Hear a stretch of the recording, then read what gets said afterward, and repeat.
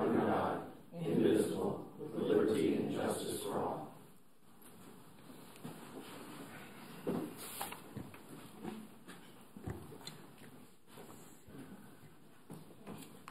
Next item will be any opening statements. Thank you, Mr. Chair. FTA requires all projects funded under Section 5307 and Section 5339 to develop a proposed program of projects, or a POP, and provide an opportunity for the public to comment on the proposed POP. FTA also requires a resolution from the HART Board to receive this funding. This public hearing and the action item hereafter will satisfy those requirements. The Federal Register released May 7, 2018 announced the full year of available funding for the 2018 federal formula programs. HART's component of those federal funds equal $13.5 million of 5307 funds and $1.7 million of 5339 projects. Specifically, the 5307 projects, which HART has over the last few years been consistent in the spending of these funds, include preventive maintenance expenses, our ADA paratransit service, our capital tire leases, and preventive maintenance for the streetcar. We also use it for capital funds. Those capital funds include expenses for the Regional Fare Collection Project, our CAD AVL LTS system replacement, security projects, which is a requirement of all 5307 funding, which 1% of our total allocation must go to security projects. Our Section 5339 projects are going to surveillance cameras on paratransit vehicles and information technology hardware and software upgrades yet to be identified. Total preventive maintenance costs of operating $11.9 million, capital funds $1.5 million, a total of 5307 funds of $13.5 million. This is $1 million more than what we had anticipated in the FY18 budget, which is good news indeed. Upon confirmation of the resolution today and affirmation by the board, we will start submitting our required documentation to FTA for reimbursement of these funds dating back to October 1st of 2017. And that concludes our opening comments. Okay, thank you, Jeff. At this time, I'll open up the floor to any public statements regarding this proposal.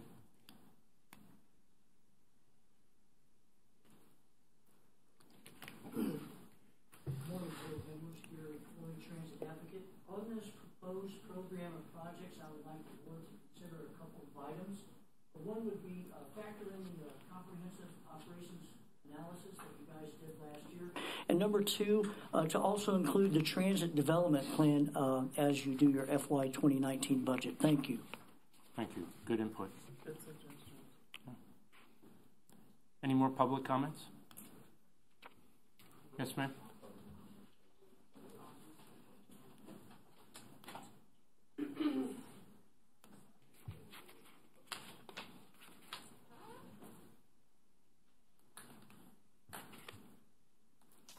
Good morning, everyone. Good morning. My name is Mrs. Nagel, and I live on 50th Street, just opposite to USF.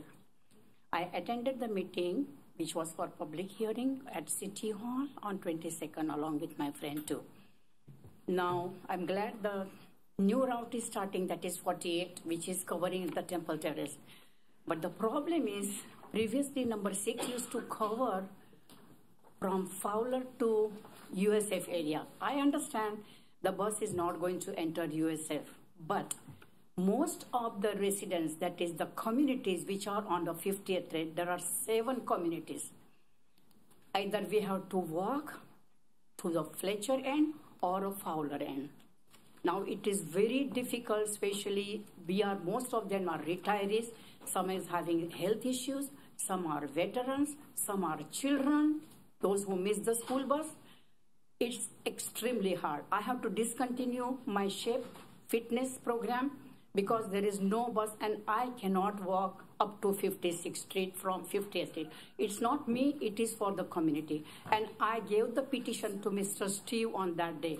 Everybody has signed that petitions, all the communities. Now I have a sincere and earnest request. Please, instead of going straight on a Fowler, number 48 or number 6, if you can get us back, which is going on a 50th Street, go to Fletcher, like number 6 is going right now, and 33 is going, and then go straight to UATC. Because on Fowler, the route which is suggesting, there are no communities, no businesses. It's only totally enclosed USF area. And on Bruce B down, when it is taking turn, there are already 2 buses are there, number 5 and number 9. And I hope HART will consider the request of all this community, because community is suffering. And I'm sure HART is for the community, by the community, and of the community. Please, this is my sincere request, to turn the bus on a 5th Street or go and give us back number 6 on the same street. It is up to the board to decide what to do. I will really appreciate it. Thank you so much. Have a blessed day. Thank you. Do I have any more public comments on the proposed budget for FY18? Okay. At this time, we'll close the public hearing. We'll move to action item resolution of R20180627.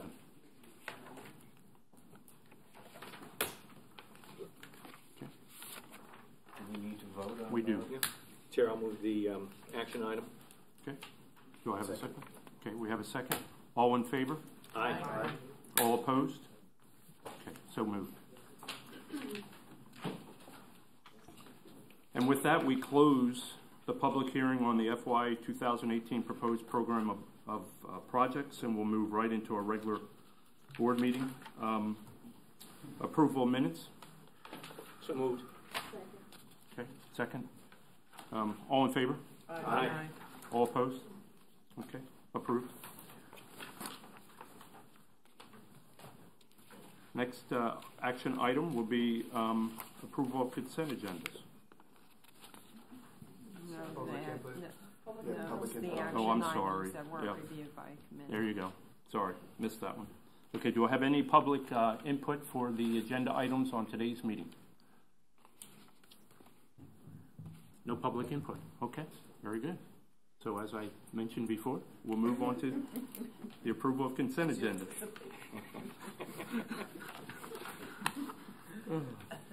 Sorry about that. We have 6 agenda items there. We can move through them individually, or we could look at all 6 of them as a grouping. I'll move the consent agenda. I second that. Okay, we have a second. All in favor? Aye. All opposed? Any opposed? Okay, so approved. As we fly through the meeting. Okay, next item would be the approval of action items not reviewed by the HART Board Committee. And I'll turn this over. I believe we have Philip is going to give us a brief. All right. Good morning, board members. I am Philip St. Pierre, Manager of Scheduling Services in the Service Development Department. At last month's board meeting, we requested and received approval for public outreach and public hearing procedures for service options relating to the Route 48 in the Temple Terrace area. This route would replace the service for the discontinued Route 57 at the beginning of this fiscal year. Staff completed the public outreach process and the public hearing process, and we presented the routing and service options for weekday only, weekday plus Saturday, or daily 7-day-a-week service. Staff received 12 total comments overall, and the overall feedback was to implement a 7-day-a-week service. We are looking into the 50th Street comments that were received earlier this morning, so looking at the Route 6 or Route 48 to possibly transition to serve that area as well, but we are going to do the analysis and look at that as well. Today we have a board action, staff received 12 total comments overall, and the overall feedback was to implement that 7-day-a-week daily service for that Route 48. Today we have a board action presented requesting authorization for the interim CEO and HART staff to implement the proposed Route 48 in the Temple Terrace area to replace that Route 57. The proposed start date of this route would be with the July 1st service change. I have a couple questions. Yes, Ms. Shanahan. What's been the ridership on this? I know this was a busy route. I mean, I'm looking at the cost of the 7 days versus Saturdays plus 5. Plus, when will there be a refresh of that? Was it run before in a 7-day week? The Route 57 ran weekday plus Saturday, and it averaged approximately 200,000 riders. Based on the old routing, it was approximately about 16 miles long. The new routing, without the deviation up north, going up to Fletcher and to 42nd Street up north, the reduced routing is about 11 miles. So we're taking approximately about 3/4 of the length of the route. So we're estimating about 3/4 of the previous ridership, but we also are recommending to add Sunday. So we're estimating between 150 to 200,000 riders based on the new routing.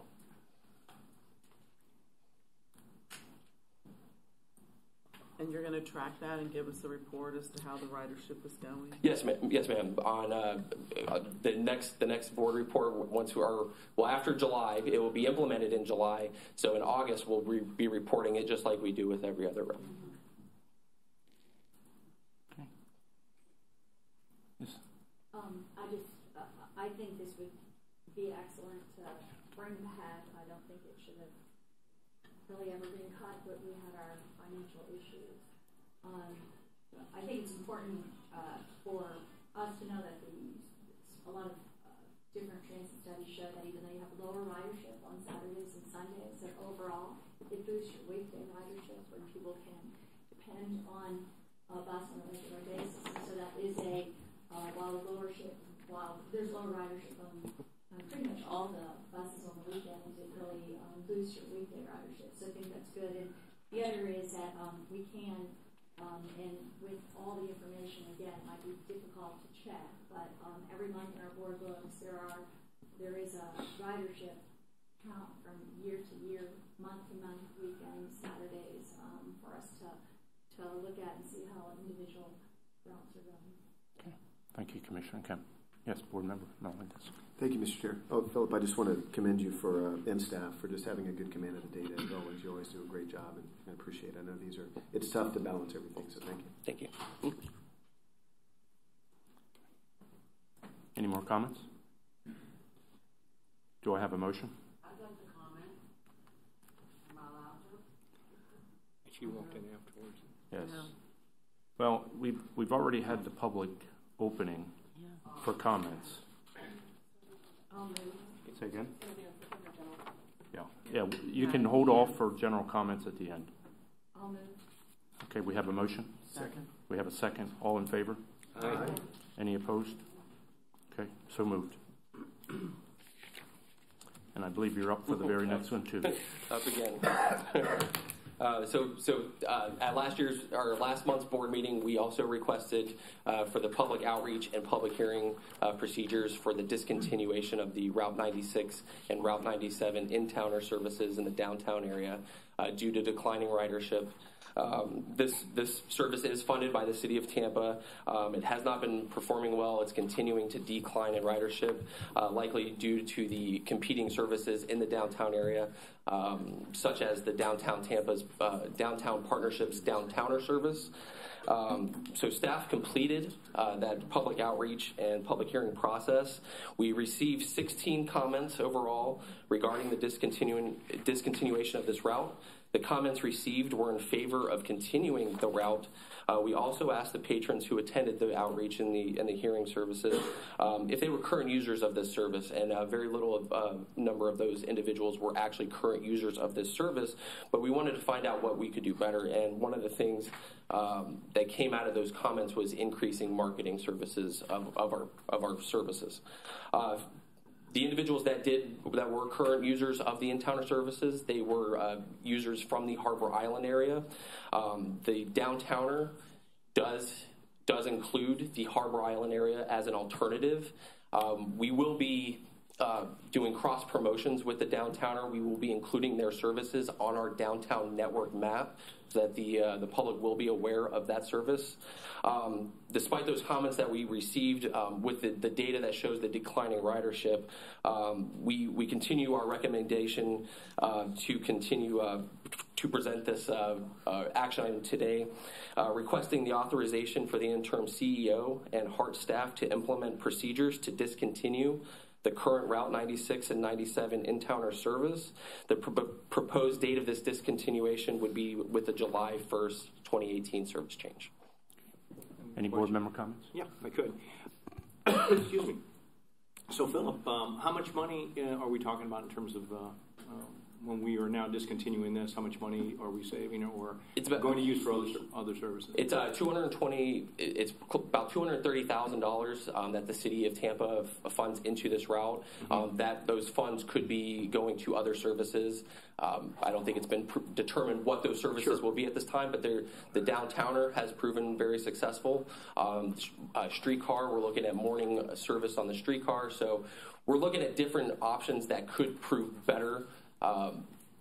The in-towner is just performing not very well. Well, yeah, you made a comment. I want to ask you a question about this comment that you made concerning the downtowner in relation to the in-towner, that it reduced ridership. I disagree with it. I don't think that in-towners ever had ridership worth anything. My guess is, and you know, when you talk to those folks from Harbor Island, you're talking about a handful, and I mean one handful of people that have used it. And we've been continually using this and paying for it through the city of Tampa, and I don't think that it's ever been a success, partly because we haven't really marketed it, and that's the city's fault, and partly because I don't think that people, you know, really want to ride within a trolley inside the city limits, as opposed to what we've had with the downtowner, which is an individual car carrying 5 or 6 people and being able to get pretty much anywhere else within the downtown area. So I think that this is a great idea, and I appreciate the fact that you all had looked at it and made that decision to go ahead and move that money. And chances are we will, and I know that we're going to be partnering with the Downtown Partnership and essentially probably taking over our partnership with the folks that run Downtowner, so that we can put some more dollars into it. Because right now, the number of minutes that you have to wait for the downtowner anywhere within the downtown area, I don't know how many of you all have taken it, but it is an enormous number of minutes that you have to wait. If we can reduce that time frame, increase the number of vehicles that are available, and be a partner with the Downtown Partnership, I think we're going to find that that's going to be an incredible success for us. Very similar to what we've done with some other partnerships. So I appreciate the fact that, you know, going to meet with people that are riding it, and there's only a handful, that usually is even a tougher position to be in than when you have a room full of people, because, you know, what do you say to the 1 or 2 people who say, I don't have a way of getting to my office now? And I think that telling them where the downtowner is going to be, showing them the app, and being able to get over there, I think it's going to be very helpful. So thanks a lot, Philip. Okay. Appreciate it. Thank you, Commissioner Kemp. Thank you. I think it's clearly a good move for us to do this. There's a confusing array of services serving the downtown area. We have changed our bus routes to do a little more service. Instead of going into Marion Street, many of the 1 and the 2 kind of do a loop around downtown. We have, you know, and I always still get them confused, that the in-towner that hasn't been successful, and I agree, part of it isn't marketing. And then we have the downtowner, the little cab-like things that are supported with the partnership funding, but they, as we all know, have quite a bit of challenge with that. And the challenge is how you would ever possibly put enough dollars into that. People are waiting for service, free service, for 40 minutes at times. It's very costly, and they're going only a few blocks. It's not a really efficient service, and not one that I don't think, and this is not our issue right here, but just to kind of analyze the situation a little, because I think in the future will be something that we will need to think about and work on. Basically the downtowner is known as microtransit. It's door-to-door service, and in a downtown area that's dense, it's not a very efficient way to move people. And I think ultimately we probably should end up with something like, and I just went to Lynx in Orlando and saw what they have. And what they have are 4 bus routes serving the downtown. They pick up every 5 to 10 minutes on the 4 bus routes, and each of the bus routes, from what I can tell, go in a short loop, and they go to the north, south, east, and west. So in other words, if maybe it went from downtown and then to Davis Island, Harbor Island, 1 downtown Ybor, and 1 Heights, and downtown, and Hyde Park, University of Tampa, and downtown, would be kind of a similar model to what they have that is extremely successful and works and is efficient, and probably we'll see in terms of dollars is a really good way of moving things. But I think this is a good move. I think we needed to do something to start to think about how these systems could work, and I really appreciate the fact, and I know that when I went and talked to Jean Duncan with the City of Tampa, she was greatly appreciative that Mr. Stewart reached out and has been working with them. So thank you for doing that, Jeff. It was I know she really wants to look, and they really are, as you I'm sure know, Councilman Suarez and Mr. Mechanic, of the partnership, how this is all kind of needs to be worked together. So I think we'll come up with something that's better for people in the future. Okay. Thank you, Commissioner Kemp. Any more comments? Quick question. So with regards to the potential for redirecting the $230,000 towards other services, I assume it would benefit downtown. Does that require the city council approval, or is that discretionary to the HART organization this year that would require their approval next year? How does that work?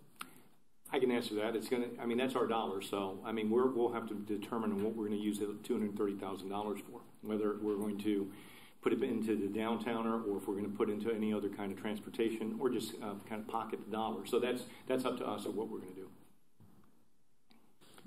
And additionally, on this subject, generally with the microtransit concept in the downtowner, I was able to, with the downtown partnership, it might be interesting that they come here and speak to us about what they're doing. But generally, my understanding, I took away a couple of things from the meeting, but one is that they're currently operating on about 45-minute lead time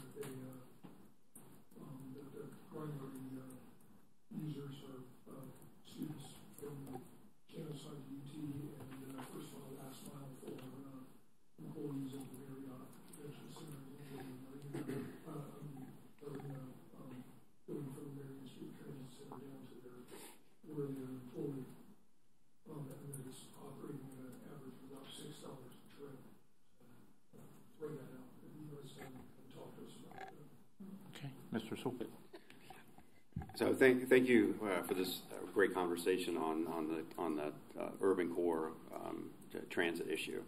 A couple of comments. We are still really in the early stages of defining what this downtowner evolution will look like as we move more into its management. I've had conversations with several of you individually about this service. Commissioner Merman and I talked about the fact that maybe expanding that footprint even further into Hyde Park, up into the Heights, even up into the Ybor area, connecting it to our streetcar and our fixed route system. So over the next couple of months, we're going to be working really closely with the City of Tampa and the Downtown Partnership on what that system for the downtown urban core will look like in the coming years. So these are all conversations that are still being juggled, but in the interim, we are moving the Teslas to the downtowner to be used in the urban core. That should happen within the next month. Again, working with the downtowner on the commitment of contracts and so on moving into the next year as they get ready to re-up on their current contract. streetcar morning hours, working with the city of Tampa. So there are a lot of things going on for the city of Tampa right now that we're excited about, but there still need to be hammered out details. Private partnerships that we're looking at right now to help fund particularly parts of the downtown and the Teslas itself downtown. So we'll be bringing reports back to you here in the next couple of months on exactly where we are with these pieces. The story kind of got ahead of itself this last week in the press. We were not ready to move to that point yet. Nothing has been solidified or agreed to, and no agreements have been signed. This is all discussions and analysis right now. So before any decision is made, it obviously will come back to this body for discussion and approval. Commissioner. Thank you. And yes, we did have a conversation because for, I think, the last 3 or 4 years, I've been trying to work with the History Center and some other and the Hyde Park folks to maybe do a cultural or arts tourism type circulator system that now you can get money from the TDC. You know, they've now added flexibility to that, to all the sense the funding. So I think there is a lot of opportunity there for us to really pursue that, because during the day we can work with Visit Tampa Bay and do arts or cultural tourism tours between Ybor, going up to the Heights, going to Hyde Park, down to the History Center. I mean, there would be people, I mean, with all the conventions we have, I think there's some real opportunity there. And I have worked with those folks for a long time, and that's why I talked to Jeff. I'd like to see something develop out of that and possibly bring a proposal to the TDC to see what their appetite is. Not bad idea. Yeah, that's a good idea. Any more comments or questions? And then maybe use your money. I wish it was just my money, but it's not. It's not. Okay. Do I have a motion for approval for this resolution? So moved. Okay. Second. All in favor? Aye. Any opposed? Okay. Motion approved. Mr. Chair, now that that's approved, I wanted to let you know that we are I am in negotiations with Mr. Miller across the bay at PSTA, who is very, very eager to get his hands on those trolleys for the beach. So we are working on an agreement with PSTA to pass those trolleys over with their full FTA encumbered deficit attached to them. Jeff, how much is that? How much is a the few encumbrance? $100,000. How much? A few $100,000. A few $100,000. So it'll be. There you go. It has to come back to this That's body right. for approval, so Yeah. you'll see the exact. That's right But in with 230. Okay. But it's not. It's okay. It's not. It's not real encumbered deficit Should we sign because a it's only. We'll send them the bill. But we can do that. Yeah, okay, great. Okay. Well, thanks, Jeff. Moving on, action item number 5. As you recall, board members, this was an item that Commissioner Miller asked to be put on the agenda. He is not here today, so it's my recommendation. I know he had some things he wanted to bring up, but it's my recommendation we move this to the July board, if you don't mind. I think it would be very beneficial if he was here for that. Like I said, he had some items he wanted to personally discuss and bring up, and I think it would be better to do it then. But I look for the board members. When is the July board meeting? July 16th. Mm-hmm. Yeah. Yes. And that is after the cities and the counties meeting free time? We need to make sure so we can... Are you talking about what meetings? Which ones? Are you talking about meeting free, you know, we have like meeting free periods Yeah. where, because we take a break. Yeah, I think, we'll be back. We'll be back at that time. You'll be back? Yeah, we'll be back. Okay. And ours should be done. I think ours is done too. Yeah, we come back the week of the 9th, so we'll be back here. Okay. All right. We'll take a look at that, though, if you don't mind, and look at those dates just to make sure. Good. Okay. Okay. All right. Do I have a motion to move this? Okay. Got a motion. Second. Okay. Thank you very much, and I appreciate the understanding on that one. Okay. Moving on to the next Mr. president. Chairman, do you want to take a vote on that motion? Oh, I'm sorry. You're absolutely correct. All in favor? Aye. Aye. Any opposed? Okay, motion's approved. Thank you, David, for keeping me straight. Okay. Our next item on the agenda is presentations fiscal year 2019 budget process overview. Thank you, Mr. Chair.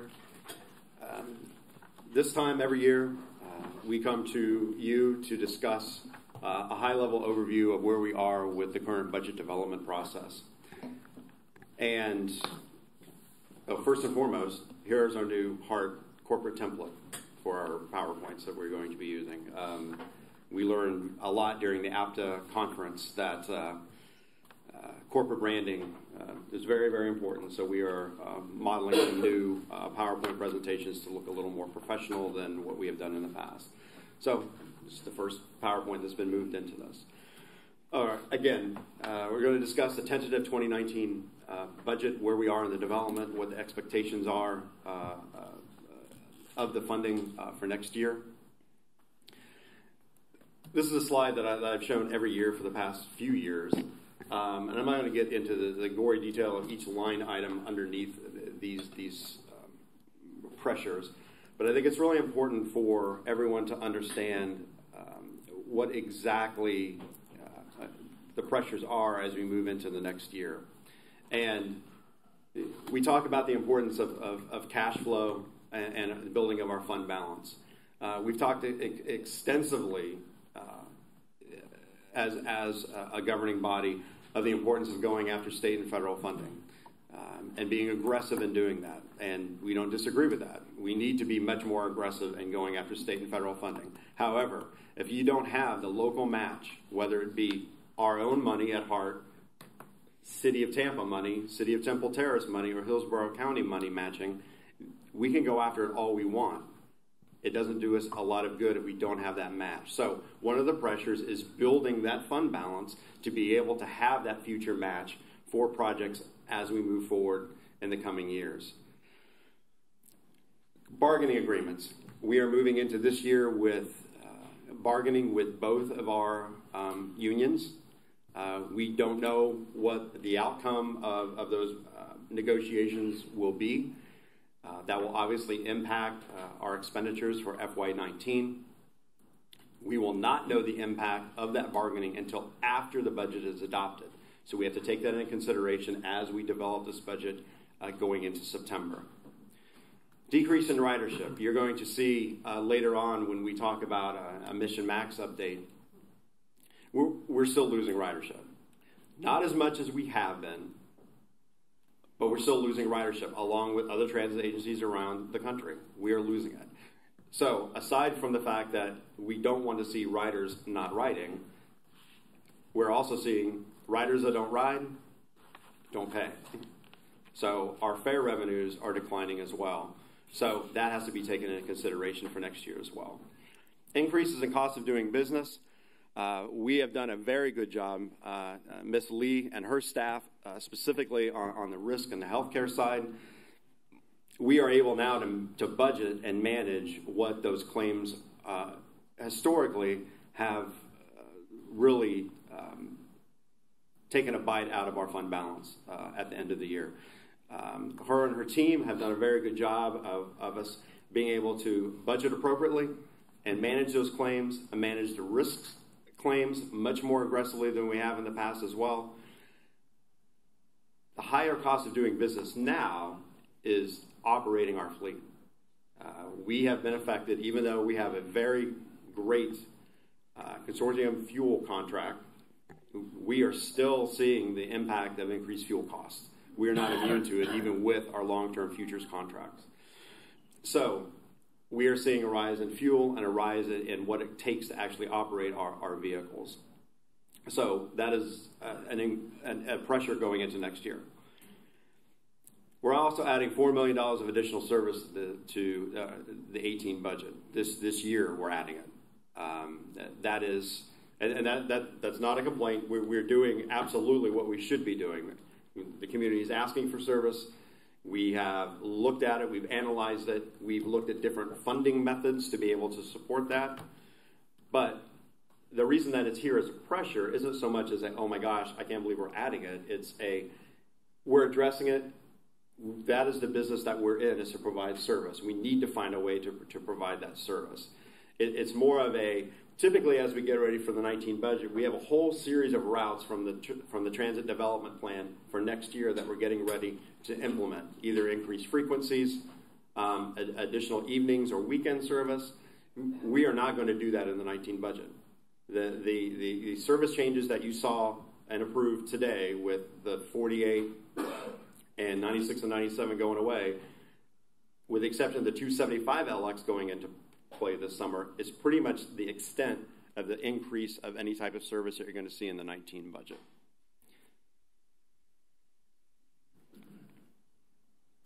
So our budget focus, and I have shown this 3 or 4 times since December, and the conversation that we had this morning on the city of Tampa, we have a charter, and there are specific members of this charter that pay property tax. And paying attention to what those charter member needs are is mission critical. So understanding the needs of Temple Terrace, understanding the needs of the city of Tampa, and understanding the needs of unincorporated Hillsborough County, whether it be all the way out east or all the way down south, we need to understand what those needs are and how can we provide those services. And if we can't afford to provide those services, what can we do to enable service in those areas? Engage the business community and economic engines into solutions. At the last board meeting, you approved the Uptowner, the concept in the USF corridor of having businesses come forward and helping fund that circulator service. So along with FDOT's contribution and the business contributions, HART's contribution was only $100 and some thousand. That is huge for $800,000 of service to be able to leverage that. We need to look at that model everywhere else in our community, the downtown core, in the Brandon area, down south. We need to be able to look at that as a core business model to emulate. And aggressively seek federal funding. Again, we do want to do this. We do want federal funding, but we need to have the match. And now, whether or not it's a cooperative agreement between Hillsborough County providing the match, or the city of Tampa, or some other means to provide the match, we're going forward with trying to build a fund balance so we can help fund the match. Continued fixed route expansion paradigm. We've talked extensively, and during the APTA conference that we hosted, it was a resounding philosophy throughout all the transit agencies that they're finding that just keep adding buses and buses and buses to their networks is not the solution or the answer. People are wanting more. They want more mobility options. So instead of continuously throwing 30 and 40-foot buses at these solutions, let's look at alternatives. The discussion we've had today are on alternatives. The Uptowner is an alternative. So looking at moving forward in the 19 budget of how to expand upon those. Again, solutions that need to be organic and nimble. We need to do more pilots. We need to be able to collapse service that doesn't pay for itself. Well, I can't say that. Doesn't help pay for itself or benefit the community. The conversation we had this morning on the 96 and 97 being canceled. Philip, has it only been a poor performer over the last year? No. It's been a poor performer for years. For years. Always the bottom 2 routes on our list. We don't need to keep those low-hanging fruit that are costing money. Even if it isn't HART funding, it is public funding. So we need to aggressively analyze every route all the time for what our success factors are for those routes. And if they're not being achieved, we need to dump them and find alternate solutions. So we're going to aggressively look at that in 19 as well. And then all of these bullets really talk about the bottom bullet, pulling people into the core grid. Again, we're going to have a Mission Max update here after this. That was our core goal going into Mission Max in fiscal year 17, was to realign ourselves into a core grid in Hillsborough County. We achieved that. Now we need to pull people into that grid. Instead of making that grid continuously expand outward, like really bad land development policy where we continue to go out, We're going to pull it in, and we want to pull people into that grid. And the way to do that are these alternative solutions, including being more organic and more nimble. So philosophy aside, we now have reality. Our operating revenue discussion. And I'll talk briefly through these. If you go line for line in our revenues, you're going to see some shifts, particularly in the fare revenues. And we are moving away from our magnetic strip fare passes. As you know, we're moving to Flamingo cards. We're moving to a smart card system. So some of the revenue will start to be shifted to those smart cards. This isn't an increase in revenue or a different type of revenue. It's just a reclassification of revenue that we've received in the past. But we are looking at absorbing $1.3 million loss in fares from the FY18 trend that we're seeing in ridership. Again, even though we're starting to plateau, we're still seeing a decline in ridership. So right now we're estimating that we'll get about $1.3 million less in 19 than we budgeted in 18 for fare revenues. CNG rebates, we won't have any of those due to the buying cycle of our vehicles. We are looking at alternate revenue sources. We've talked about this for a couple of years now. Although not large revenue sources, there are alternate revenue sources such as Megabus, Red Coach. We've leased Hidden River Park and Ride. We're also now looking at and putting ATMs throughout our transit system to be able to be used for our patrons, and then we receive funding and revenue.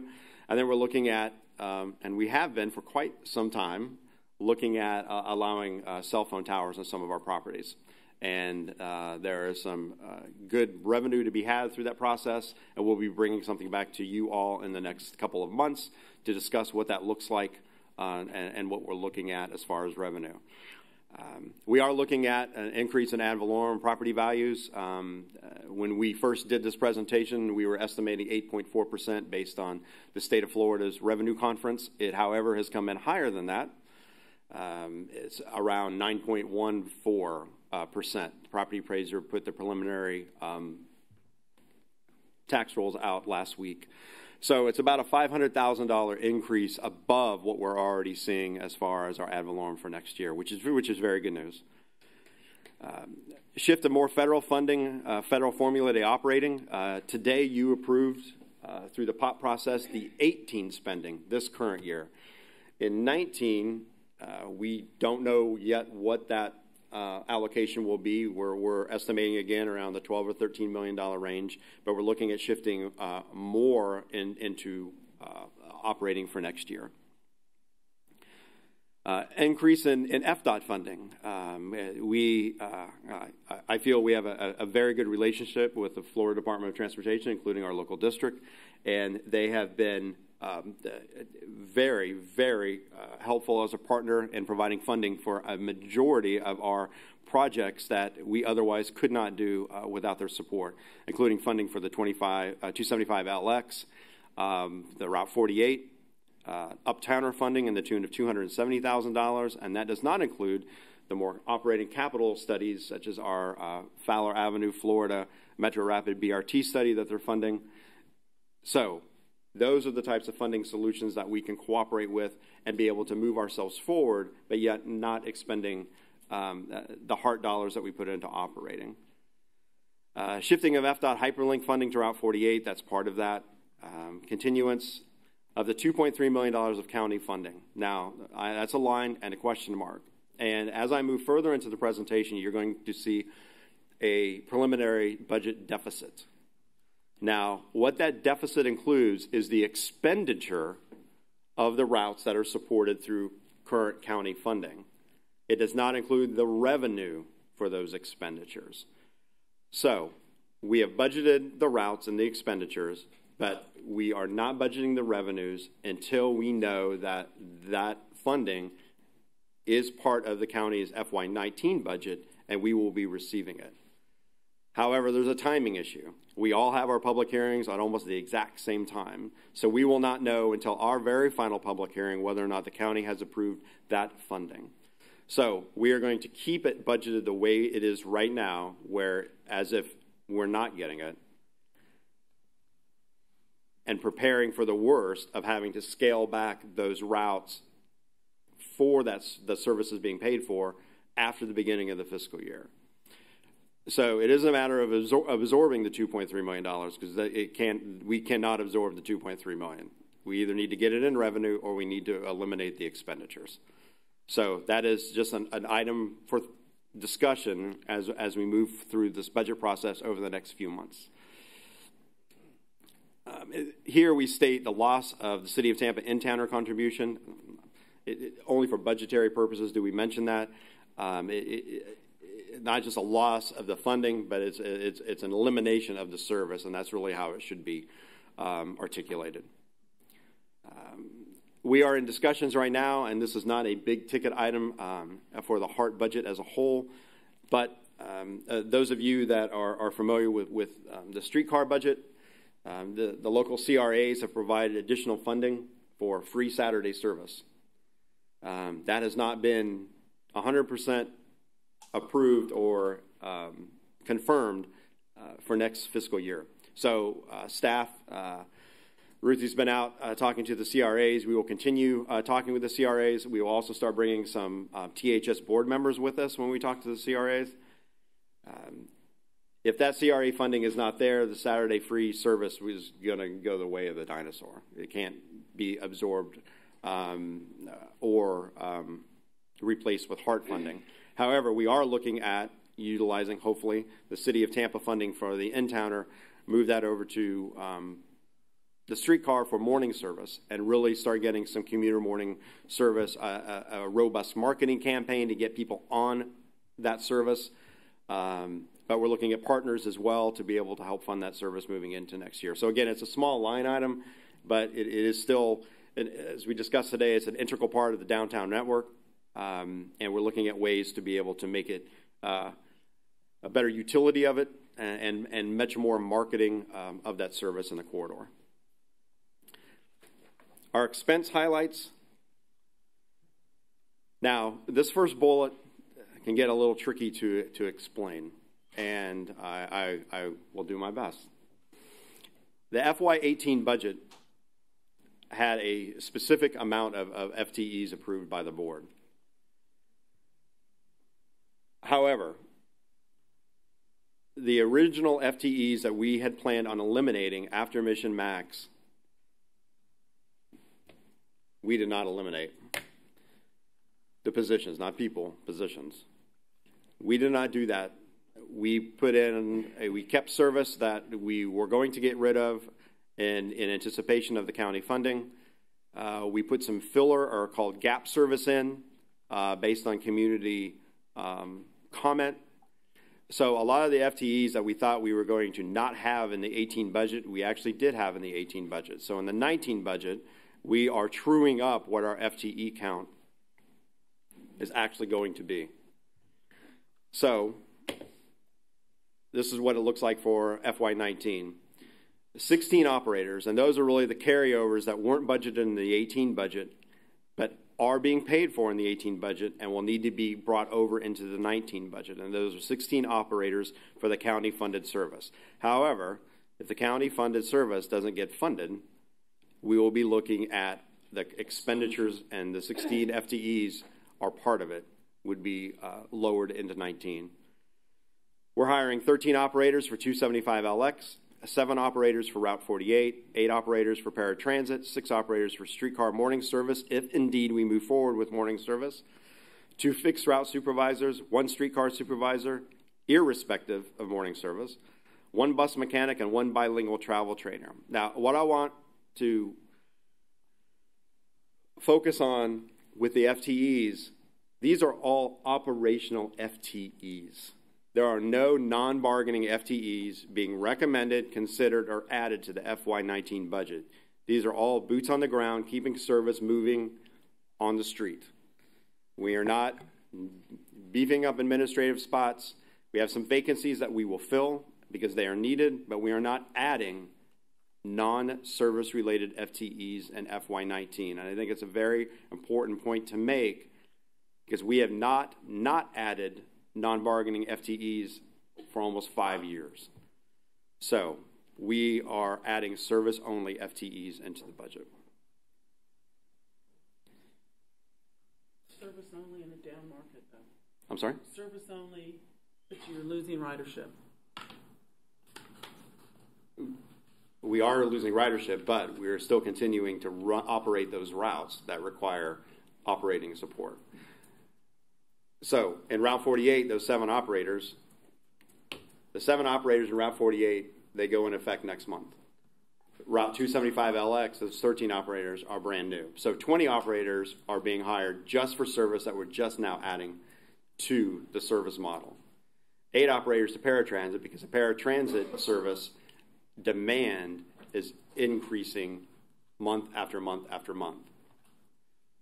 Streetcar supervisor and the 6 operators are coupled together based on morning service and additional service hours. So if we don't move forward with service hours, those FTEs most likely will not be acquired.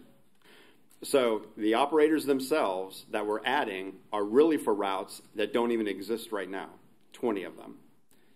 Those 16 operators we have put into place already based on the county funding for those routes that have had increased frequency, increased evening hours, and increased weekend service. So we're not continuously adding FTEs to the service that we have right now.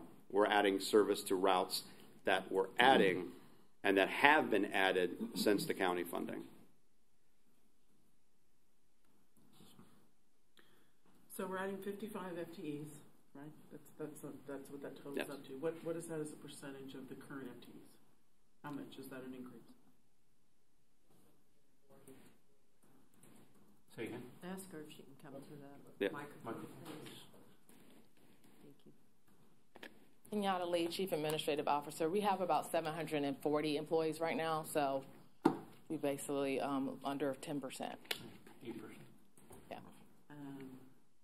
Okay, I just think, I understand that we're adding new routes, and I was, gently chided that I haven't read the back of the board book for the last 4 years I've been on the board, and I'm very aware of the numbers. But we casually added, with 12 comments, a cost of $133,000 for Sunday service.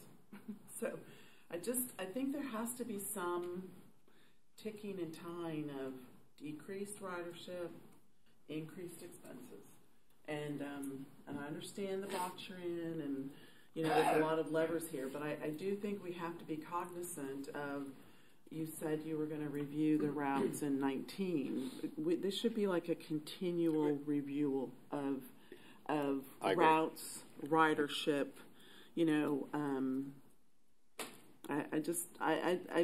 This is not a platform that's going to lend taxpayers to give it more money with a credible ridership down, 55, less than 10% operations increase, and I understand that that's the advocate, but it's just, I'm telling you, in the real world, this stuff just doesn't happen. So I don't know where accountability comes in terms of a recognition of ridership and what people will ride and what they won't ride. So are we buying buses? They're not riding the buses. Should we be buying, and I know you do all this in a continuum form or fashion, but, I don't know. This is alarming from a perspective of advocacy, ask, and then return as a taxpayer. And I think we have to somehow get our stories straight and right, and I understand that you want to service the whole area and you want to service everybody, and but we listened to 12 comments and we just, with the flip of a switch, said, okay, well, we'll increase ridership, we'll pay $133,000, which is the difference from a 7-day to a 6-day service, because there's a study that shows that if you ride on Sundays, you're going to ride on Mondays. I haven't seen that study. I'd like to see it. I'm sorry to be the bellwether of accountability from a private sector standpoint, but I don't know where this ends. I guess that'd be my comment. Well, there are actually ample studies available demonstrate that your weekend ridership actually adds to your weekday ridership, although not as robust as your weekday ridership. But it'd be great to have those presented and to have some of that consulting information here. It also has been shown that part of the downturn in ridership across the country, and we, I think, would behoove us to understand that more. But there are places that are increasing their ridership: Seattle, Portland, Houston, among them. But one of the things that has happened all over the country is we had this massive increase in ridership actually over the last decade. But as we had during the recession cut routes and cut service, we found that we lost ridership. So what we will do if we continue to cut our service, we're going to lose ridership. That's part of the reason we lost ridership in the past year. So I applaud this. It looks efficient to me. The moves that are made looked efficient, but we won't see that until we move forward. I think we have to be thinking about how we invest more and serve ridership, and we can do both those things other communities have, and I think there is people seeing that. The other thing is part of the ridership loss is to Uber and Lyft as it moved into this community and as it moved into communities across the country. As I understand it, most of our ridership is under 4 miles. And so, sometimes the Uber and Lyft is a substitute for people. But Uber is starting to ratchet up their prices. They've always operated at a loss, had a huge capital investment. So they've operated at a loss. They're starting to ratchet up their prices and pay their drivers more poorly. So that model isn't exactly working either. But I think that this is good. I think that the decisions we've made have been modest and wise and efficient. So, I think we're moving in a good direction with this. Councilwoman Donahue, real fast. Yeah, I want to make sure we don't lose sight of the fact that we had, on the old 57, we had 200,000 riders. So we had a lot more people who were affected than 12 people who made a comment. So I understand where you're coming from, but I just want to point out that when those 200,000 riders lost their 57, there was no alternative for them except Hyperlink, which then became wildly successful, almost too successful, which is, thank goodness, the reason we are now redirecting those FDOT funds back to the 48. So we're not just adding service to an area that had lost all of its service.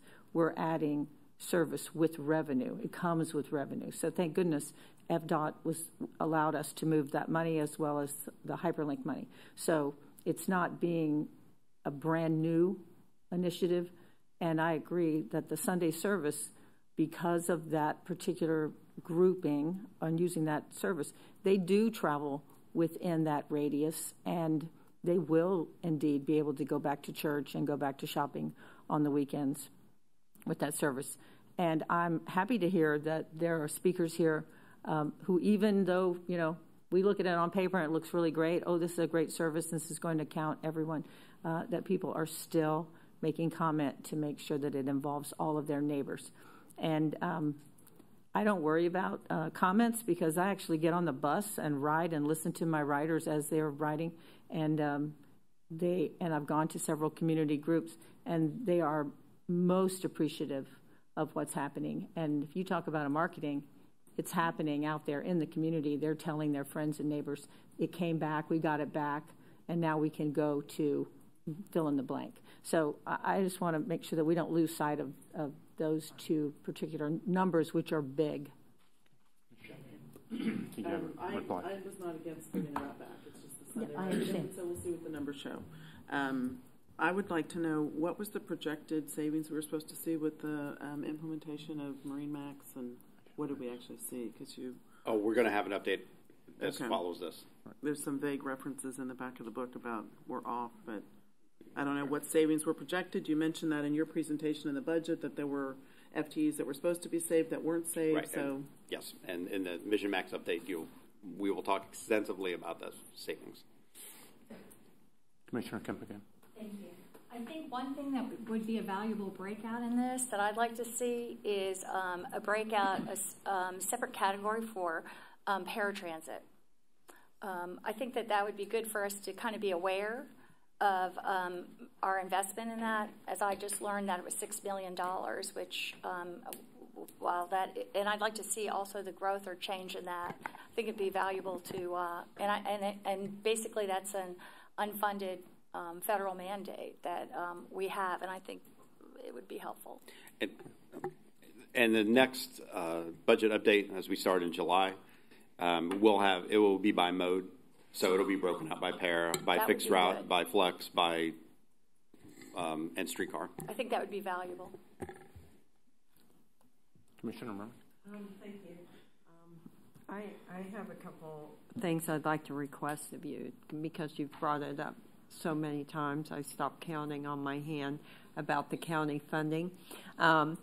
So I would like to see back from you the ridership and revenue that was provided with that funding for those routes. I think that justification.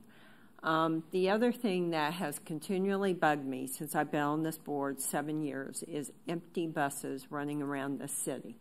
And I got to tell you, I actually followed one last week, and it is embarrassing. They don't stop.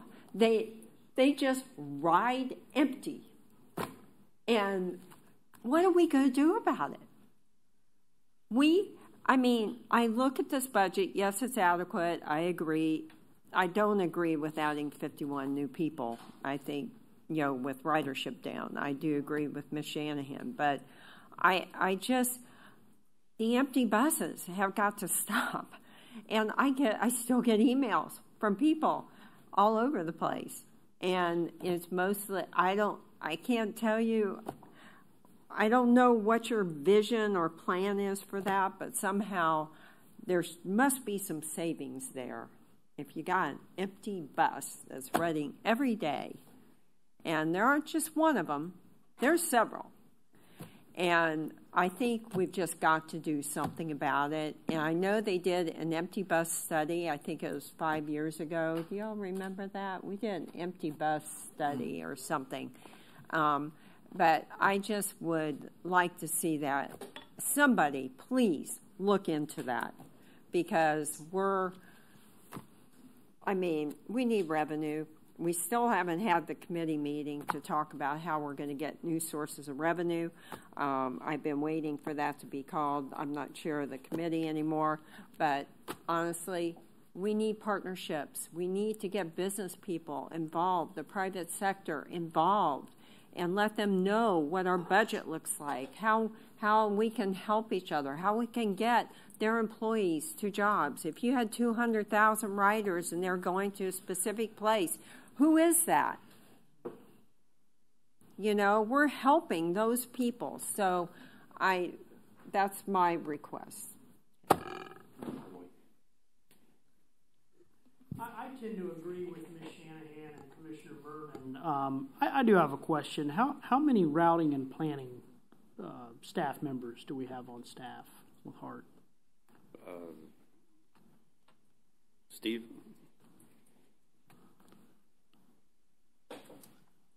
Good morning. Steve Fagan. I'm Director of Service Development. Service Development presently we have 10. 3 are planning aides. Specific to planning, we have 2 people, and specific to scheduling, we have 2 people. Okay. I'm inclined to say that we should probably put more focus there. I'm like Commissioner Merman. I'm going to have a difficult time asking my colleagues on the county commission to approve that budget line item when we have some routes that, frankly, might not be running as efficiently as they should. And I tell you, just like I told you at the committee meeting last week, or 2 weeks ago, my understanding is that line item is not recommended for funding by the county commission. So, I mean, we're starting off behind the 8 ball as it is. So, I don't know what to do about that today. Maybe today's not the appropriate time to take action, but, certainly as we move forward in the budget process, I would like to take more of a microscopic look at the proposed FTEs here in front of us. Okay, thank you. Mr. Melendez? Thank you, Mr. Chair. I think, Ms. Shanahan, your accountability is always appreciated, and I think it's important. But I think really when I think about the accountability relative to this presentation, the accountability is really back to us. We're the authority. We direct staff. And I think that, to me, what I see is staff's reporting of, we addressed a deficit last year with Mission Max. We reconfigured everything. There were some services added back in because of some specific needs and requests.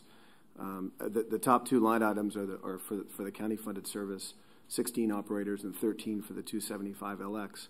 So I think this discussion is good for us to have as a board, holding ourselves accountable. And so I think, in other words, do we regroup and say, do we reevaluate this? Now, real quick on the note of empty buses, it's interesting because when you invest in an asset, say a parking garage, no one drives by in the evening when it's empty and says, "I can't believe we paid for that parking garage." Unfortunately, we have that perception reality with buses, right? There are just operational, it's just part of doing business. However, it's a good point. Well, here's the alternative, and it's interesting if you Google microtransit and on-demand transit. That's the answer to empty buses, and yet that gets criticized. So, I think it's a good dialogue that we need to have. We have to. I think we should. If we don't want empty buses, what's the alternative? Now, I just want to credit staff and I think us with moving away from that model. We are. All of the details and the different partnerships and the autonomous vehicle pilot. We are moving away from that. Is it going to go away overnight? No, but I definitely share your concern on that. But I say, well, let's talk about what's the alternative. So, thank you. And I'll just go on mine too. I do agree with Ms. Shanahan's concerns. I think for me, and as a board member, we also have to weigh that against, we operate a system that's a set system. It's a scheduled system. The bus being empty is a scheduled bus, and folks rely on that scheduled bus. For us to change that takes a little bit of time. So us having this discussion now, as we're talking about it, the 51 added positions, this is going to affect us this year. And then as we see that unfold and how it plays out in the community and the support we provide to the community will help dictate the changes we need to make. But we're not as flexible as to say we can take a bus offline just because it's driving around empty right now. It's a set bus, and if one person gets on that bus, that's because they knew that bus was coming. So I think when we go forward, we need to look at that. We're not as flexible as saying, hey, we can eliminate that bus today. However, we can look at that through time, and I agree we need to look at these studies and find out where our revenue-generating buses are at and where our support for the community is at, and then make those adjustments. But it's not going to be today we can make the change and it affects everybody tomorrow. It's got to be thought out, and it does take time to play out. So I think we have to not look at what our buses look like at any one moment that we may see it. We have to look at the numbers and pay attention to the numbers that we get and the efficiency of the bus routes. I think everyone in here would support the incredibly robust bus service that we give to Fishhawk, which is a very long route out from Fishhawk to McDill. We have half-hourly buses. We have very robust service there compared to anything else in our system. However, the bus first goes out empty from 21st Street out to Fishhawk before it picks anyone up. When it picks people up, it fills completely, pretty much completely, and goes all the way back in an hour and 15 minutes or so to McDill. Leaves McDill, goes all the way back, and for the most part is empty during that route. The same thing happens in reverse the other way. So I think we should be very cognizant of that, and that is pretty much true when you have the long commuter routes. Those are the ones that happens on. So I think we need to really be paying attention to the numbers.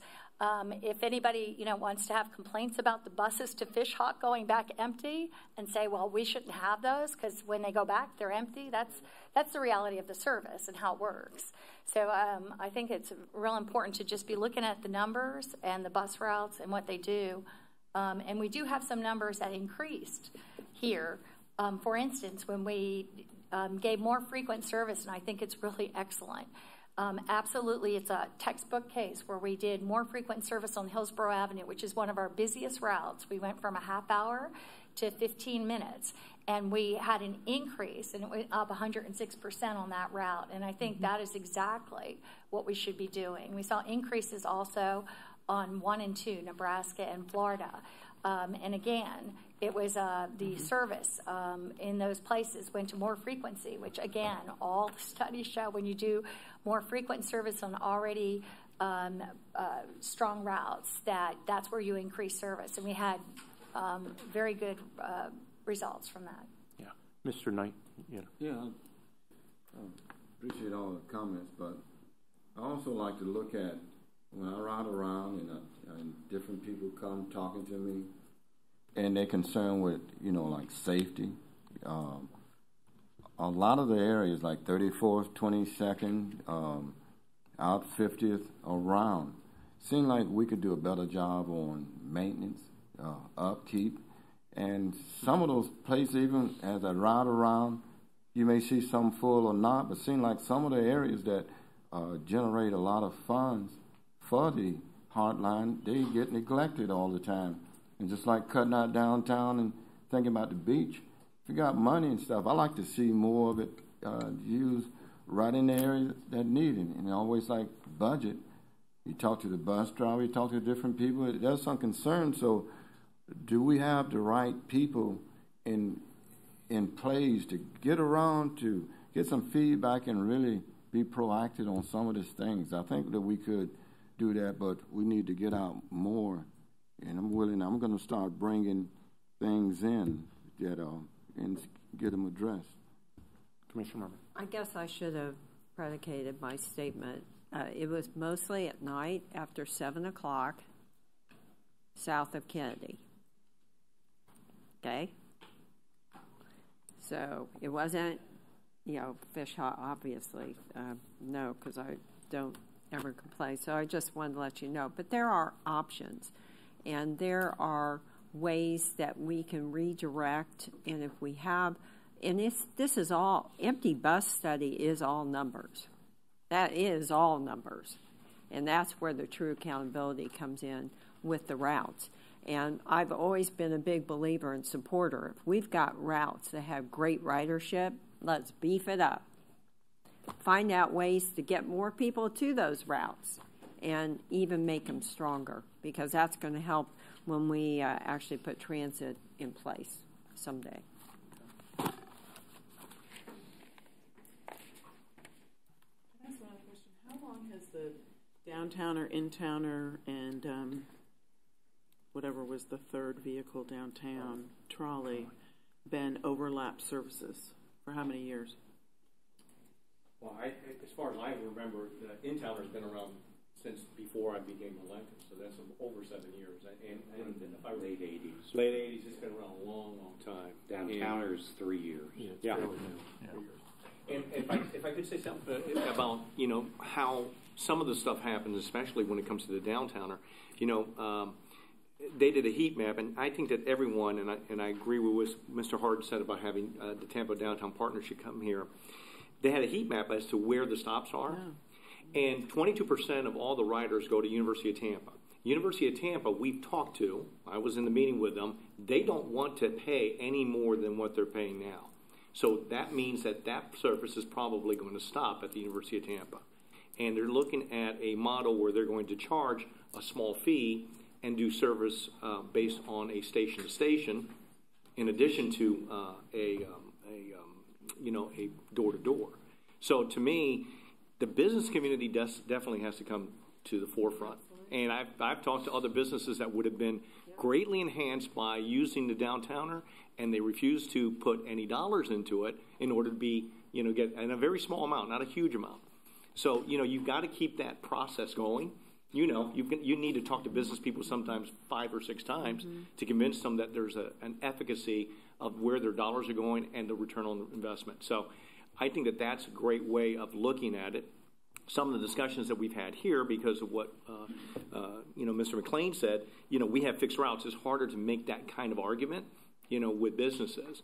It's easier when you have something like the downtowner, and that's why those kind of services are great ways of connecting us to other riders.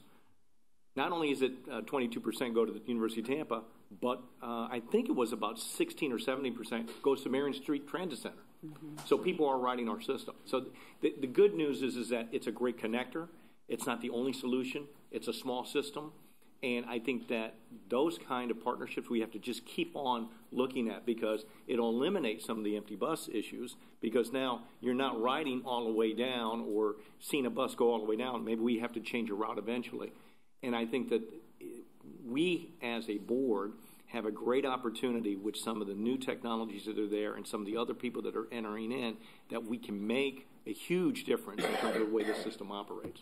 So all your questions and all the discussion has been great, because I think it's important that we keep this conversation going. Well, and one of my other points, thank you, is that if we've had 3 years of overlapping services, that's not to use the word nimble approach of sort of doing the analysis of how long it takes. So I think I welcome that we've had the conversation. I think the same exists in paratransit. When you look at what the county's doing, where there's overlap, we should be able to come up with suggestions and recommendations for, and I mean, I do think the Uber Lyft, I took a $4 Uber from Seminole Heights on Saturday night down to Tampa Theater. So they're cheaper than the $6 whatever they're charging to ride something around downtown. So I've taken the Lyft from Rivergate Tower, Sykes Tower, to the convention center was $6 in the middle of the afternoon. So, I mean, you're going to have those changes in prices, Right. But the idea with the downtowner, which is what's significant, is that you can now park your car somewhere in downtown and be able to enjoy all the other aspects of it. Problem is that there aren't enough vehicles yet, and that's going to be a fundamental change, because right now there's about 6 vehicles, and they can only run so many because they're electric, so they're charging. So there's a lot of other issues that they have to work through, and I think that it's going to be, very helpful to us in the long run. I agree. Yeah. We do.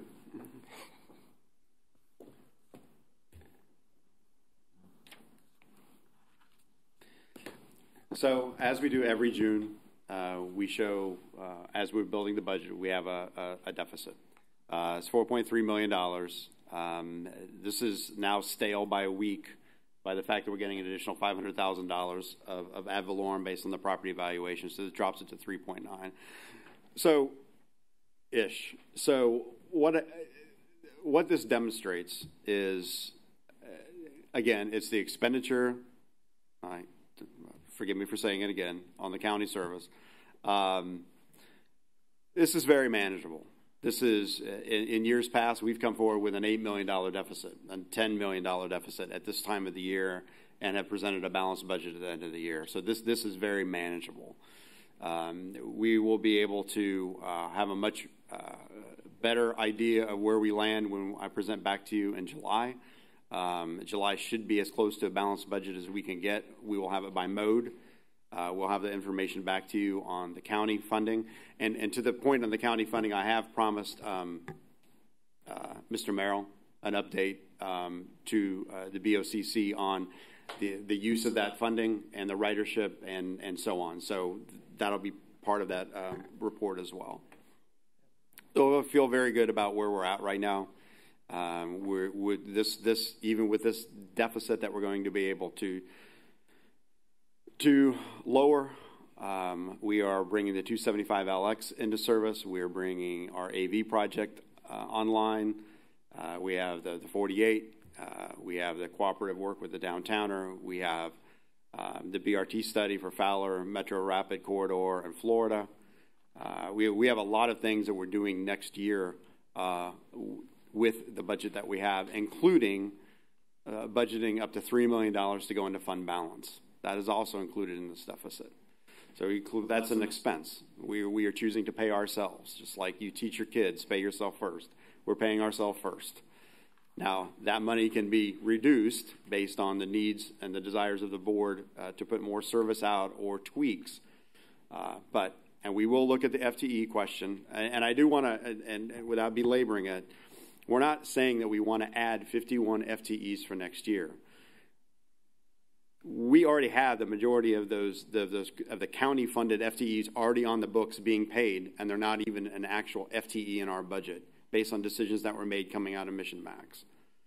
So what we're doing is truing up the budget to accurately reflect the total FTE count of the organization. So those 16 operators that we kept from 17 into 18, we are simply putting their real numbers into the 19 budget. The expense is already there. We're paying them right now. It's still a high FTE count, and we will come back to you with options on exactly what that looks like in the coming months based on the conversations that we had today.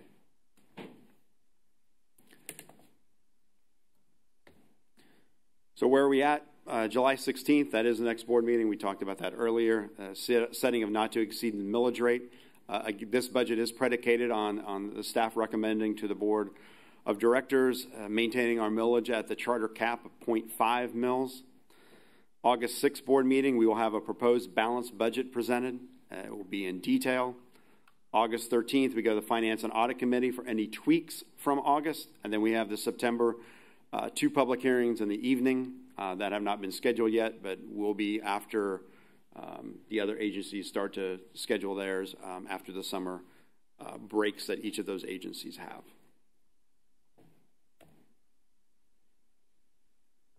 And that concludes my presentation.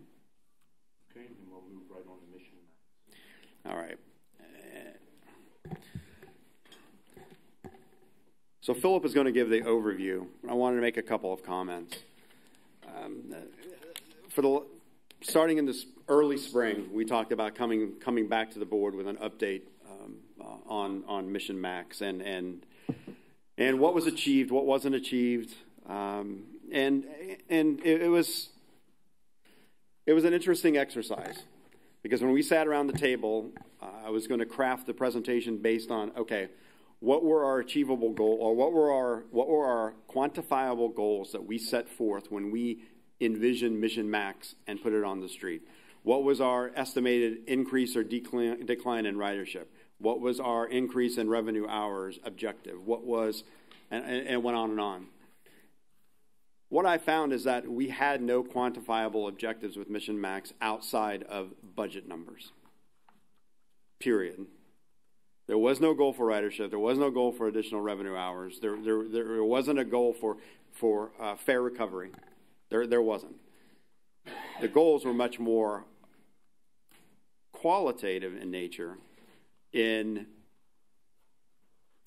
compressing the grid, eliminating those routes that aren't productive. So what I have, and I'll show you, the presentation goes back up. I've broken into 4 categories for today. Now, from a quantifiable perspective, when it comes to the analytical component of this, we really will not know the true implications of Mission Max until the end of the fiscal year. We will not, without an entire year of running the system, because we have no true benchmarks or measures because the service has changed so radically from what it was in fiscal year 17. However, there are some things that we can give you today. One, and we're going to talk about those qualitative objectives, were the COA objectives met. And that was a comprehensive operations analysis, which was the catalyst for us moving forward with the Mission Max. So when we went out, when the COA was conducted, what were the objectives that they stated? Were the public input objectives met? During that process, we asked the community in several sessions, what were your expectations? Has ridership been impacted for good or for bad during this process? And then I will wrap up with the final bullet. Was the financial ROI met? And again, it is too early to say yes or no whether it was met, but we have a lot of measures that we can use right now that can tell you whether or not we believe that it will be met by the end of September. So with that, Philip. Good morning. Philip St. Pierre, Manager of Scheduling Services, back again. All right, so as Jeff was explaining, these were the four metric questions that we were looking to answer to see were these metrics met. So the first one was the comprehensive operational analysis objectives. Were these objectives met? So going through the COA, we did extensive public outreach to hear what are some of the challenges and areas of opportunity with our previous network before Mission Max. Some of the issues with those networks: lack of the high-frequency east-west connections, meaning we had the Metro Rapid going north-south between University Area Transit Center and Marion Transit Center downtown, but there wasn't a complementary east-west connection in the network. So focusing on that high-frequency grid was going to be important. Transfers focused on few centers, creating circuitous routes, longer travel times. So we had these routes that would deviate off major corridors to go to these transit centers that may not be positioned in a place where it was easy to get to, but everything kind of funneled to these transit centers. So going through the route design, we focused again with that grid network, a high-frequency grid network, but taking some of these routes away from these transit centers to make those on-street connections and making those connections easier for the public.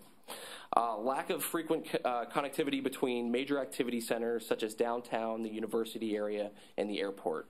So we addressed in the route design of the COA. We came up with these limited express routes, such as the 60 and the 360 LX, that connect the Brandon area to the downtown, and then those routes kind of split off, either going to MacDill or they goes to the airport. So those routes have increased our express network productivity, and now we're taking that idea of this route and then bringing that 275 LX online this summer on July 1st. And we had, and again, with having the routes that go to these transfer centers and not corridor based, we had competing services along portions of the routes. We had a lot of duplicated service to get to these transit centers. So we were able to make those trips faster by making them corridor based, by not having to deviate and go through neighborhoods or go around routes just to get to these transit centers or transfer centers. So what were the results of this route design? So 18% of our routes are now 15 minutes or better in frequency. Our previous network had 6% of our routes, which was just 2 routes. Now we have a more expanded network. We have 5 routes that are 15 minutes or better. And that was with the help of the county funds that we implemented in February. And with the Route 34 and the Route 6, help started to establish that high-frequency grid network with the Route 6 and the 34 on Hillsborough, and the Route 6 that connects University Area Transit Center to Net Park, but has that east-west component between Net Park and Marion Transit Center in downtown. 89% of our routes operate 30 minutes in frequency or better. Our previous network had 73%. 10 routes were more streamlined and direct, making them more corridor-based, and 14 routes have less travel time from end to end. So removing those deviations and being corridor-based, you can get from end to end in a faster, more direct manner. 89% of our routes now operate 7 days a week, compared to 63% previously. So what were some of the public input objectives that we aim to achieve? So on this slide here, we take a majority of our users go to work. With 71% of our users through this public input process, 71% of our users go to work. About 12% go to medical. On the other slide here, they wanted a more frequent bus service and a premium transit style network. So having that limited express network gives it a really kind of a premium feel that you could get from a major transit hub to another transit hub relatively quickly using our crosstown or our highway network. More access to jobs, so we wanted to make sure that we we do take people to work very well, and it's the majority of our users do use it for work, so we wanted to make sure access to the population, take the population to their jobs, was a high priority through this process. So let's talk about some of the objectives that we aim to achieve through that. So increased access to population and jobs near routes that operate 15 minutes or better. So by increasing those 15-minute frequent routes, by increasing those, we have more access to the community, and we our previous network, about 121,000 population near those routes that I mentioned. We increased it 51% into our new network right now with the 15-minute better network right now. The jobs that are along those routes that are 15 minutes or better increased approximately 30% from 148,000 to 214,000. Having that grid-based service network to enhance transfer connections with high-frequency routes. So as we go through the year after year of the transit development plan, the main theme of that development plan is to continuously add to that network so that we have that high-frequency grid core network. Reducing the travel times between those major transit hubs with all-day limited express network. Like I said, the third route of this network, this limited express network, will be coming online this July, the 275LX. And in part of that 275LX is going to connect our two most frequently transited hubs between the University Area Transit Center and Marion Transit Center, and also provide brand new, never before accessed transit in the new Tampa Bruce B. Downs corridor.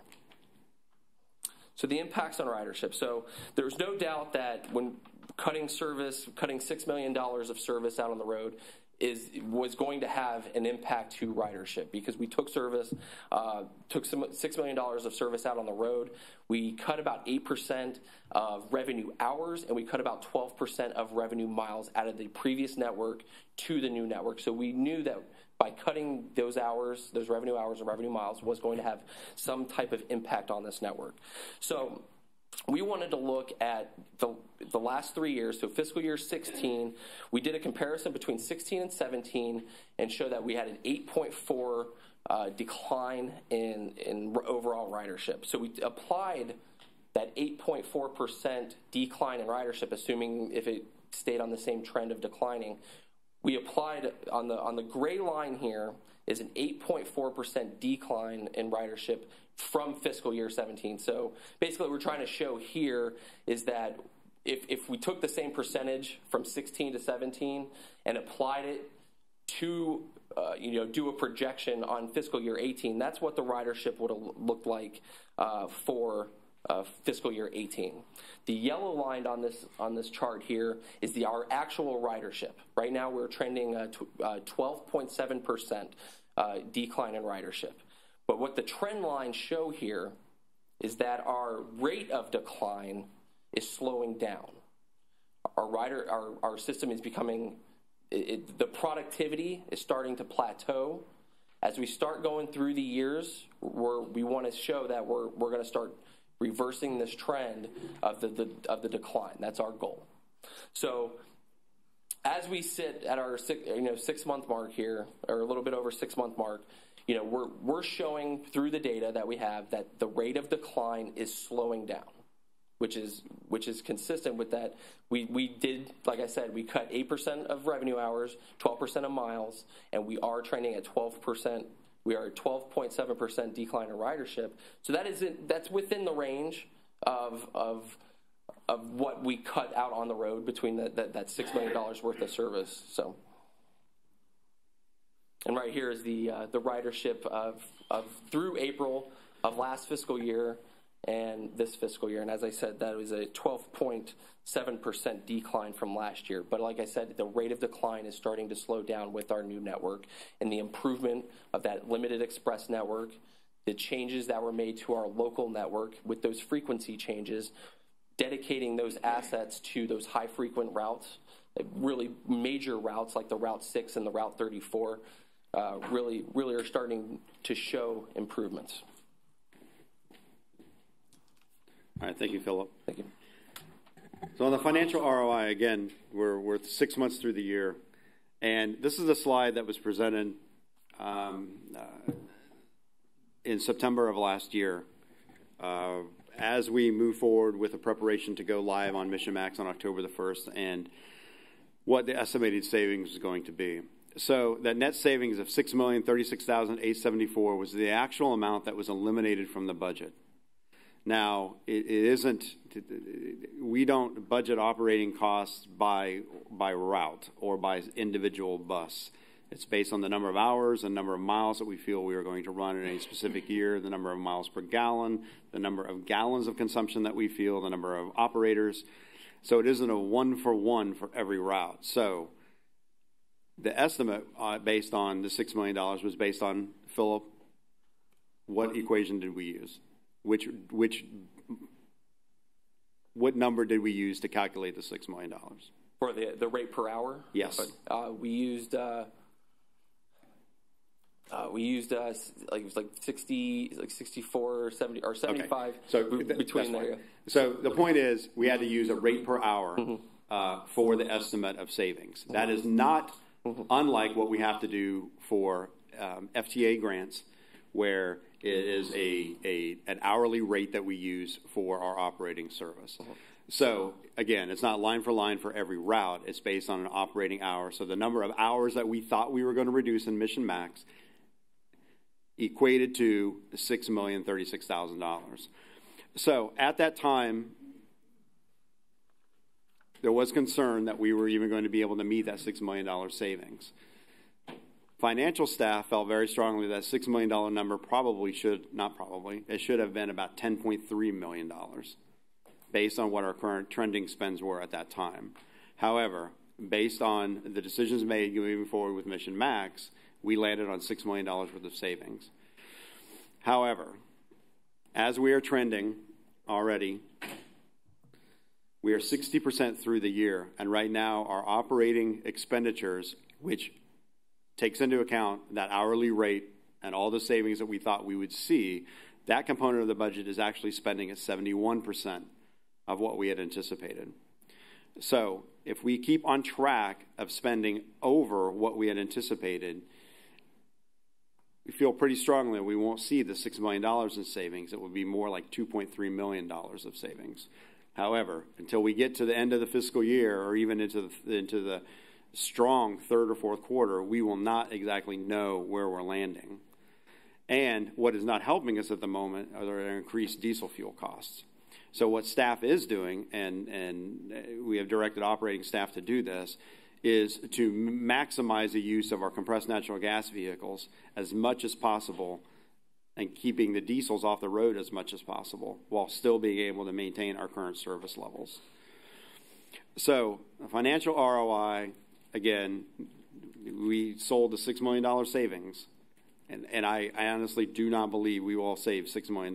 I believe that we will be in the $2 million range. It will be a savings, but not near as much as what we had anticipated. And a couple of reasons for that. One, we kept service going after October 1st that we were going to eliminate. We kept it going for a few months.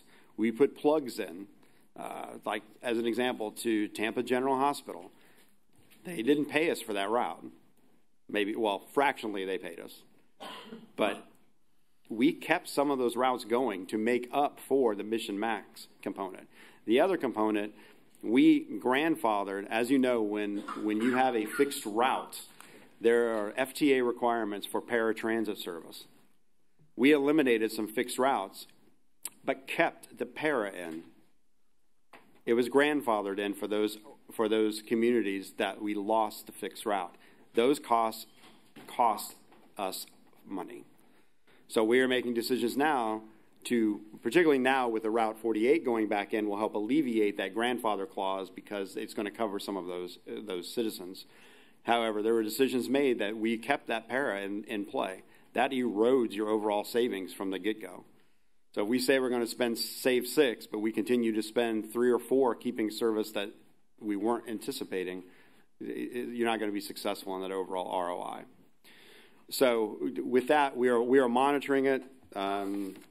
I get a report every month now of what we're spending compared to what we thought we were going to be saving through Mission Max. And by the end of the fiscal year, we will have an idea, and it's going to weigh greatly on that deficit that you saw. even though I believe it's very manageable, we really need to know how we're going to end this year with the operating service that we have on the street right now based on what we thought we were going to save last year. So, as promised, we came forward and gave an update on Mission Max. We will give you at least 2 more updates on Mission Max sometime in the 4th quarter and after the close of the fiscal year, so we can show what really was accomplished during that time frame with all those drivers that you saw: ridership, proximity to jobs and residents, schools, and on the financial side as well. Thank you, Jeff. Any comments or questions? Mr. Melendez? Thank you, Mr. Chair. Thank you, Jeff, and thank you, Philip, for a good presentation.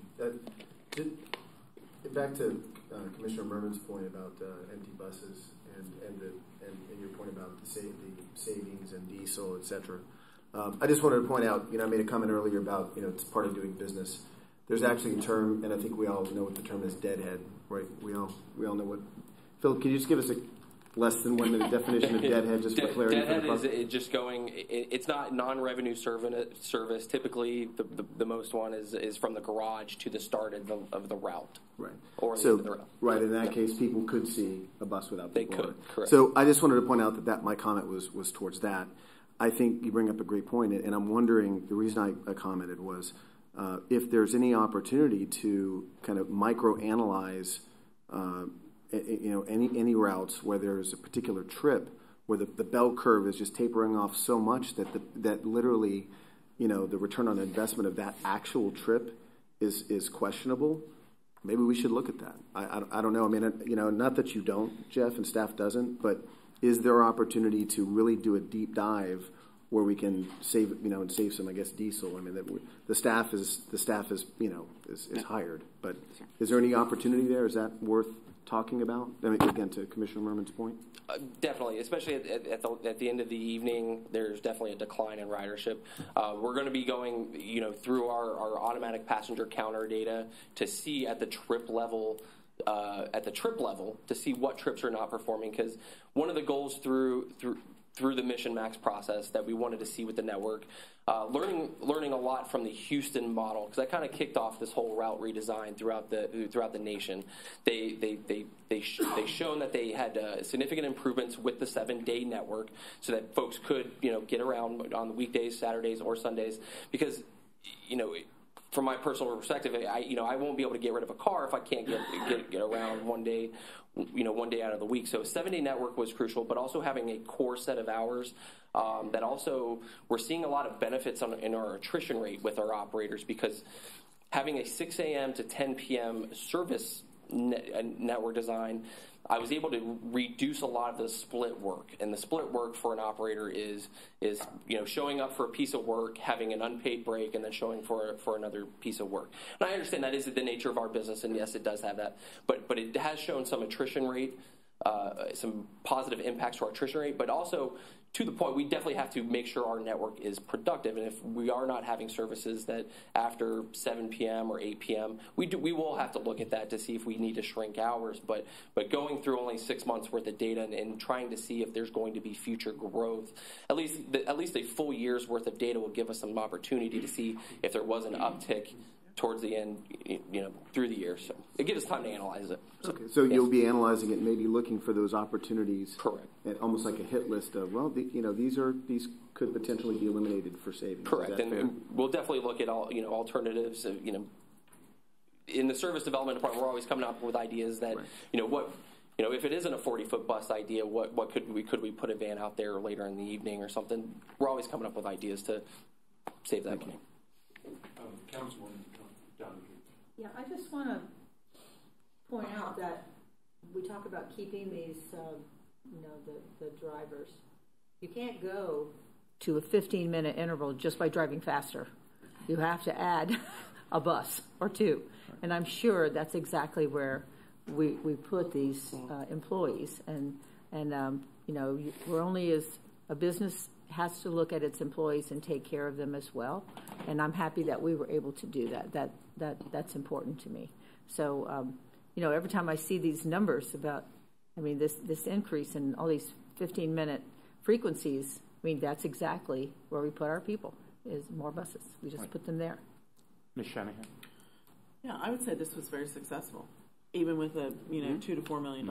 I mean, I think the measurements are your increased not increased ridership, but your increased routes. I mean, you set a new baseline, so you're not going to have real data until you get a full year Correct. of the data. Correct. Yes. And so you need to, I mean, it's not. I think you made that statement, but I would just like to reiterate that because I think it's very important that we stay on track to really do this analysis on a continuum basis. I also think that I'm happy that Catherine did not go with the $10 million projected savings, if that's what people were saying, and we'd be looking at a $2 million. So that's what leadership does. You sort of take in all the parameters, understanding there's always a cost to transition. There's always a cost to transition. I mean, I've been educated here that you can't cut off buses the next day. So that's a transition. So whatever was the mission in that, I think that we're now going to establish a baseline year at the end of this fiscal year, and then you're going to have some real data to then be able to go back to the public and say this is what was accomplished. Thank you. Thank you. I just have a quick question. Can you bring back the consultant you used to develop Mission Max and have them relook at these numbers and see if they, concur, suggest any changes? I'll get back to you on that. We can probably bring someone in. We'll look at it.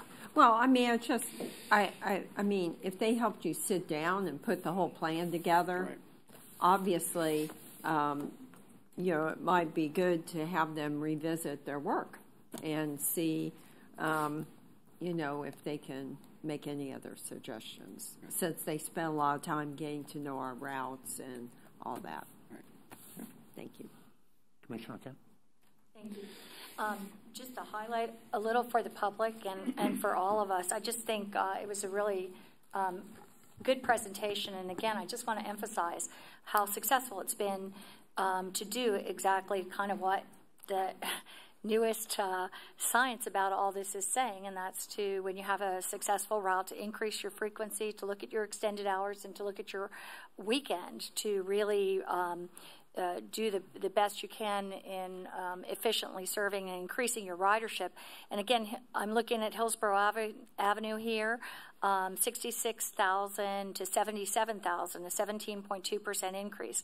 Nebraska Fletcher Metro Rapid, 119% increase, 39,000 to 85,000 from last year. 56th Street is down just a tad, 0.1% down. Florida Avenue is up just a tad, 0.1%. Waters and Rowlett, I see here, is up 57% from 17,000 to 27,000. And there's just some really good numbers to be looking at in here. And I just think it's good for people to understand and to know that that's part of just checking out the individual routes about what that number is showing. Thank you, Phil. Thank you. Next item is CEO's report. All right. There's just a couple of things, Mr. Chair. First, as you know, we hosted the APTA 43rd International Bus Rodeo along with our partners at PSTA, as well as the APTA Bus and Paratransit Conference here in Tampa, and we have been recognized by a nice little plaque that will hang on the wall. It was a great experience. Now that it's in hindsight, it was a great experience preparing for it, but it was great. It gave us a lot of good exposure in Tampa that we normally don't get on the transit side. So kudos to the staff that worked diligently for months getting this together. I wanted to have a shout out to them. A couple of more formal items. First and foremost, in 2014, the HART Board approved a contract with the advocacy group for our state legislative lobbying services. That contract is set to expire in November of this year, and as you know, we are getting ready to go out and solicit for a new vendor. However, the primary principal for the advocacy group resigned a few months ago, Mr. Justin Day. Subsequent to his resignation, I made the decision to cancel the contract pursuant to the contract provisions for termination. There was 4 months left on the contract. There was really no work that we were going to have them do over the next 4 months, and we're going out to solicit anyway. Typically, we don't bring contracts back to the board that we're canceling unless they're high profile, like the AV project, but this is a contract that the board has a responsibility of conducting the actual solicitation process and selection. So with conferring with Mr. Smith this morning, wanted to make sure that we brought this forward to the board and alert you to the fact that they have been notified that we are canceling the remainder of their contract, which is only a few months, and that we will no longer be billing them, or they can now bill us for any work. Second, hold on, Michelle. I mean, at the same time that we're talking about increased federal and state funding, I mean, I don't know the advocacy group. I've met Justin once, so I don't. But you're going to shut down communications in Tallahassee. I don't know if they have an early session next year. It's an election year. It's a vacuum that I don't know how you plan to fill, but there's a lot of education that takes place, and it's not like you just, go through a process and hire a new firm and then you turn on the lights and we're back on stage. So lost time is potentially lost revenue in a transition year. Good point. With an infrastructure funding. So I just say that there's nobody else at the firm that can step in and do any work for us, or I don't know how big. They did not provide anyone else from the firm to help us, and I would be happy to talk offline about that. Oh, if I'm quick comment. Mr. Mr. Day was not available as well, or was that not an? There was an option for Mr. Day to sub at his new firm, and we chose not to do that. Okay, so because I think to Ms. Shanahan's point, again, she knows that political sphere more than me. It just seems like from a consistency, and we've always talked about how important, and I know Commissioner Merman always mentions it, how important it is to get ahead of the game, to with the session in the spring of next year. I mean, I share the concern, and I'm just interested in what options may be available, or alternatives, I guess. Or is this the route that we're going to take? Is there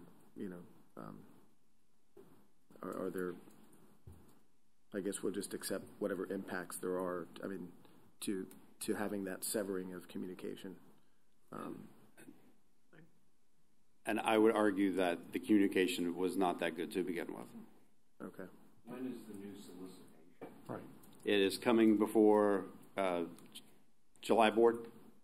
Yes. Oh, so you're moving. We are moving forward with the new solicitation. Okay.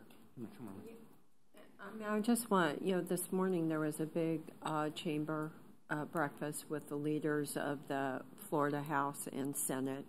They're speaking. All the major firms were there. DOT was there, Expressway Authority. I mean, these are things, this goes exactly to her point of loss of time, loss of place.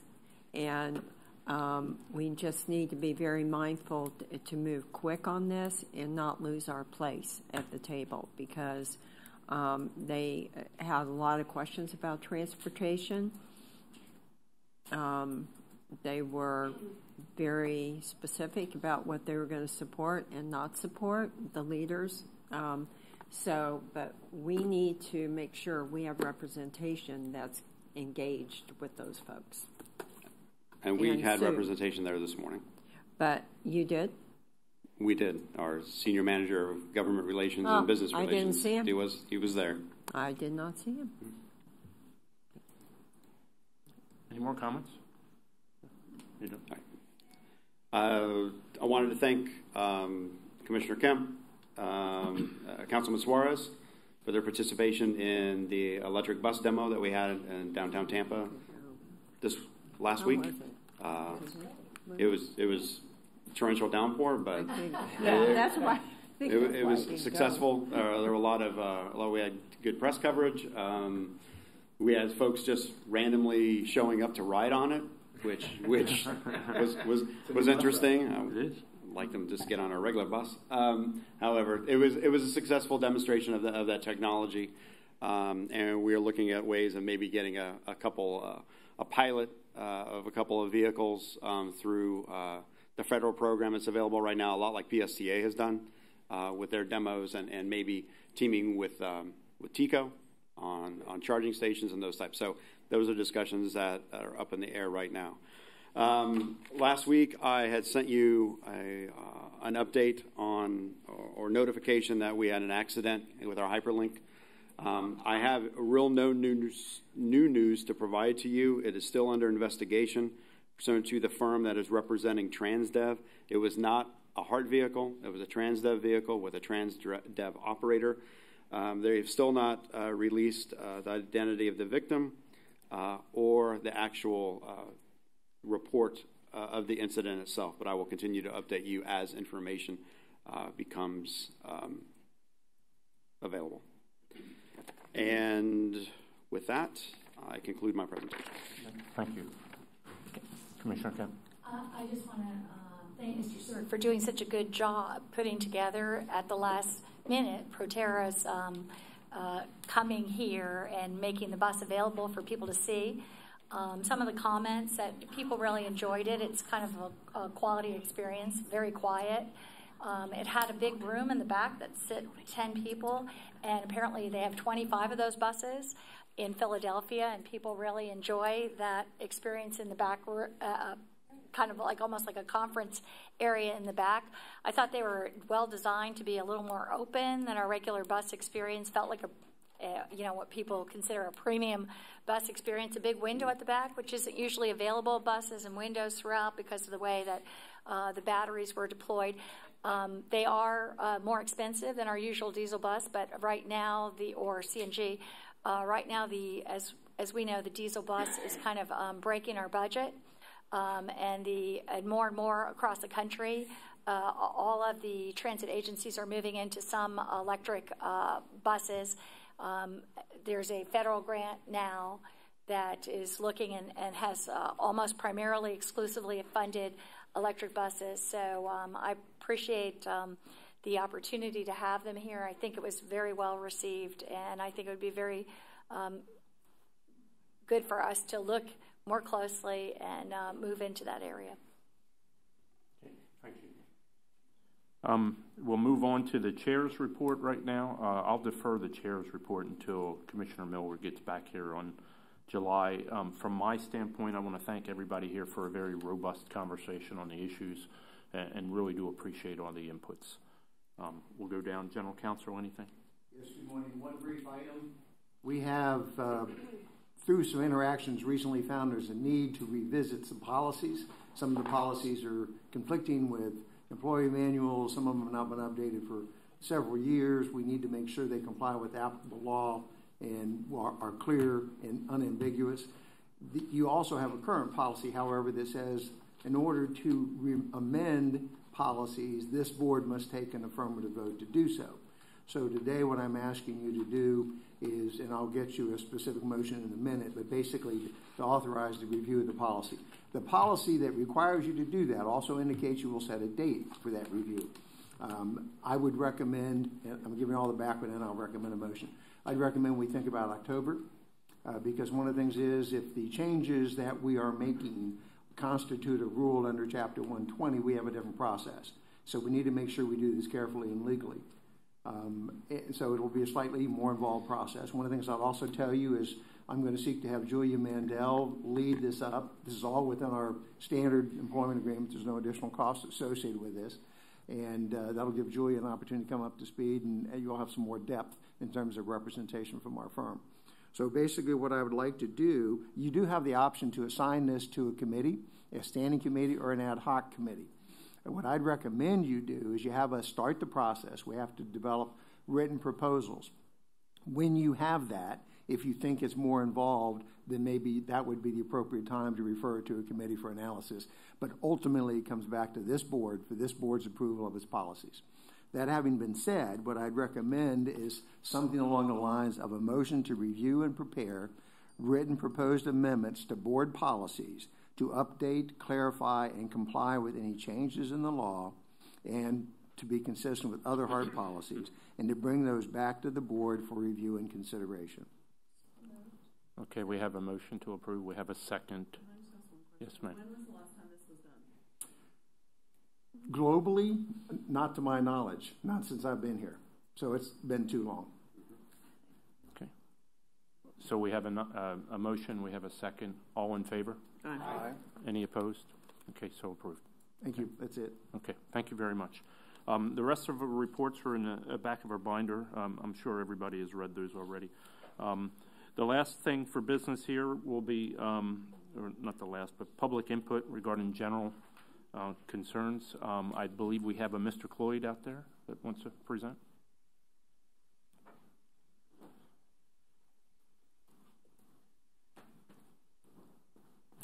Good morning, board members. Again, Gary Cloyd, Transit Advocate. As this discussion takes place before Mission Max, everybody thought that was a calculated or business risk, a risk worth doing. And I wanted to point some things out that HART has done since then. The center point of transportation being the airport, that would be one. So as you increase service out there and as you see what your numbers are going to be, I know that the MPO did a transit feasibility study a couple years ago, and the northwest part of Hillsborough County was kind of left out of the loop. Now you've increased service in that area. As that becomes robust down the road, the 32 becomes the other option of a possible BRT system. If you align that Metro Rapid over to Florida Avenue, you bring back a big number in the number 2 route. If you want to increase service to the Brandon area, one of the suggestions that the county commissioners did a couple years ago, you've got Amazon out there probably looking at increased service. Mr. Cheramani being in the audience here, his van pool system at T-BART has done quite well, over 100 vans right now. If you're going to increase service and take some risk, you have to complement the first, second, and third shift worker. You have to be able to go downtown. You've got stay-at-home parents, you've got retirees. They're all over the county. My guess is that as you increase frequency and as this Mission Max goes forward, being visible at the airport helps tremendously. So hopefully everybody can look at everything. I know numbers are a big deal, but unless you're complementing that first, second, and third shift worker to go with everybody else that's working part-time, full-time, whatever, you can only do so much. You can't be all things to all people kind of thing, right? The other thing was this. A couple years ago, I brought up a lot of drivers were on a second route, or I shouldn't say second route. There's a double route system. If you went to a single route system, going from UATC to the Brandon Mall on a double route system over time, there's a fatigue factor involved. Something to consider as well. The numbers will be there if you provide adequate service. It doesn't have to be out of this world. Adequate service across the county will show once this airport and once that intermodal center in the West Shore area be built as well. Thank you. Thank you, Mr. Cloyd. Yes, Commissioner. One of the big routes that had a big drop in ridership from previous years was Town and Country and the airport. Is that, I mean, can you respond to that? Is that something? I thought, I mean, because Hillsborough Avenue obviously is a big route, but the February service change included adding more frequency to that Town and Country area. And actually separating it into the Route 35, and making it a 30-minute frequent route. So we separated it from the previous 60LX. Okay. The ridership, we'll bring some numbers to. Okay, so you're watching the numbers on that to make sure it's really going to pan out, because I have seen, I noticed from last year, this year it's like a 45% decrease or something like that. So I just think we should keep our eyes on it, because that should be a route that works for us. Correct, and when the 275LX comes on board on July 1st, that 35 will have twice an hour connection with that route. So yes, we'll continue to monitor that. Didn't mean to interrupt. Right. Thanks. No, good question. Ms. Gwen Stella.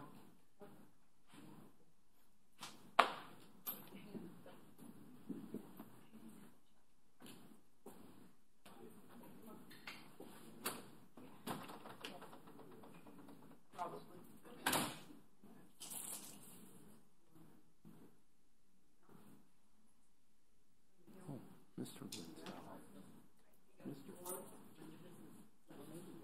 No, I don't know. Okay. Oh, got it. I'm Miss Guizdala. Okay. I do apologize. That's okay. I get that a lot. How are you today? I am well. Good. I know that the board may be weary of hearing about this, and I'm weary about bringing it. I've been bringing it up for 20 years, maybe longer.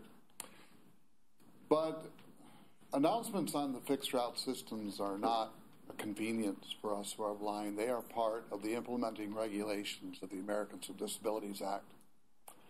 And every time we bring it up, we hear all the excuses. We were told there's some bad apples, meaning operators that don't do their job. We're working on it. Mission Max messed it up. Whatever the excuses are, it's not being done. The law is not being, the implementing regulations are not being followed. When we try to be proactive, it doesn't work. Over the past month since I was here at the last board meeting, I asked 3 operators to drop me off at a particular spot because I knew there weren't announcements being made. The stop was missed. So a couple weeks ago, my wife and I got on the Route 8, and the operator says, "Where are you going?" And she said, "If you make your announcements, we'll be just fine." And he said, "Why are you being difficult?" We asked for his operator number. He refused to give it to us. We told Greg about it. I don't know what happened. I'd like to know what happened with that operator because disrespect towards a disabled person is discriminatory as well. When you're simply asking for your civil rights to be enforced, when you're simply asking for HART to follow the law and do what they're supposed to do so that we can use the fixed route system, it's not beneficial to us. We've got announcements that are not with. When we drive down, the route's been on Palm River Road for 3 miles. It approaches 78th Street. And the announcement says, "Approaching Palm River Road." Causeway and Gornto Lake is not being announced. The flex route, which is considered a fixed route system, does not. It makes its outside announcements now, but it makes no inside announcements. So as we're riding along the flex route, we have to keep asking, well, where are we? Make sure that we get off at the right stop. So I don't know what can be done. I've written letters. I've addressed the board. I've filed complaints, and I'm not noticing an impact on this issue. So I'd like this to be taken a little more seriously and for the implementing regulations. Okay. Thank you very much. Well, thank you for your input. And yes, if we could just take another look at that, Jeff. Okay, thank you very much. Go ahead. I mean, in the day of technology, they should be able to somehow have a rolling thing that it gets announced. And if they don't, then the union needs to be, impacted, redressed. People need to be handled appropriately. I mean, this is like, come on. Yeah. We're in 2018. Automated. That is an embarrassment that he has to come and talk about not having stops announced. Mm-hmm. And if it's not in the union contract, it should be if you're going into renegotiations, and you need to put some demands on that. And if they don't do the announcements, then there needs to be repercussions. Right. There is an automated system. When it fails, it's the operator's responsibility. Okay, very good. Doesn't Okay. sound like the automated system works. Thank you. Next, Mr. Brown.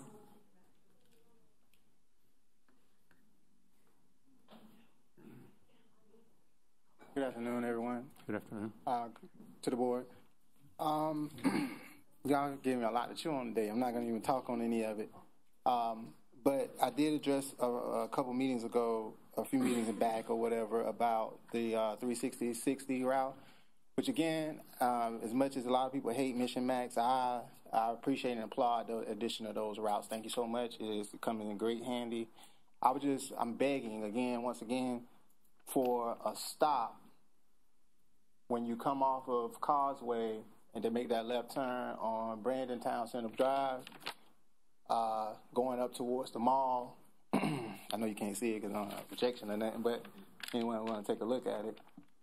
It makes a turn there, and it goes up towards the mall. I'm just asking, did you get a stop as soon as you make that left? Because the last stop is across the bridge by Falkenberg Road, and when you're going the other way, going down towards downtown, you got to go even further. You got to cross Falkenberg past Racetrack to get on the bus stop. And I'm saying my son's childcare is right across the street from my job, which is right there on that corner, which is right next to the Walmart, right across from the Walmart. And I got him strapped to my back on my bicycle, and going across that bridge is scary. Yeah. I'm just saying I don't mind riding most of the time on the sidewalk and stuff and trying to be safe to get to the bus, but that's a scary ride. I mean, by myself, it's cool. I'll be all right, but when I got him, it's like, ugh.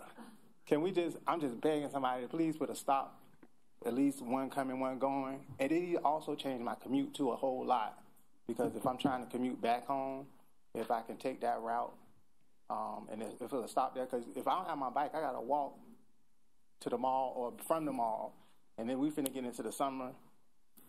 It's going to get super hot. Not that matters to anybody, but I'm just saying, if you could, please consider that. I mean, not consider, please implement it. It's just ask for a stop, right? It should be no way it can be one from somewhere from the corner down by Walmart and then one back by that dealership. It got to be a spot there that you could, it even has a lane dedicated for turns. So the bus could kind of be out of the way of traffic. Besides that, my dad is also a rider of HART, but he does the paratransit thing. He's almost 80 now, and sometimes he leaves up to me to try to get him those passes, the discounted passes. You guys provide them in the machines, and that's great. That's fantastic. Except for downtown, when you go to the window, they won't sell them. Now, I'm a rider. I ride a lot of the routes, majority of the routes. And you guys charge the drivers with the responsibility of checking for the ID, making sure they have the disability or whatever. And what I'm told when I go to the window to get a pass for them is, you have to have a disability pass in order to buy the pass for them. I'm like, that don't make sense. I'm just buying it for him. Or even my teenage son, he's a high schooler. What about, he has a school ID. And they go, well, you have to have that, or he has to be here, or whatever the case may be, and that's stupid. They sell them in the machine. You might as well don't sell them in the machines. That's what the driver's responsibility is, to make sure you have the adequate documentation when they get on the bus and use the pass. So I don't know why you're selling the machine if you won't sell it at the window. That makes no sense to me. Sorry. Thank you. Mr. Frank. Thanks. Ruthie, can you get with him, please? Okay. Our last one is Mr. McDaniel.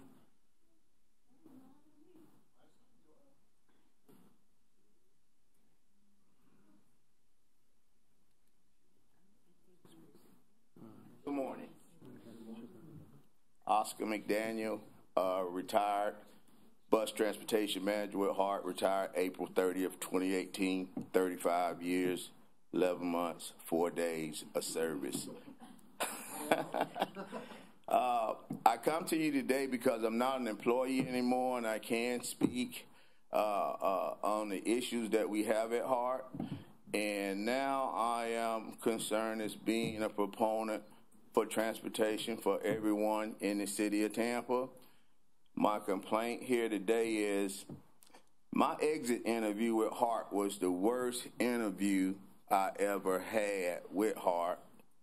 It was disgruntled, hostile, and I was trying to get information and direction and what I need to do in my separation.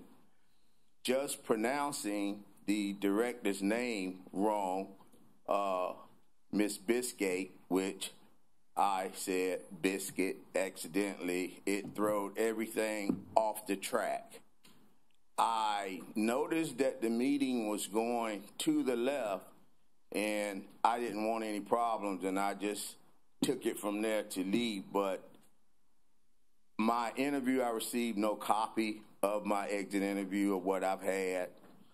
I'm currently enrolled with at Irwin Votech, which I attend the use the tuition reimbursement program. I just finished the drop program with the state of Florida, so I had to separate April 30th. That was a must.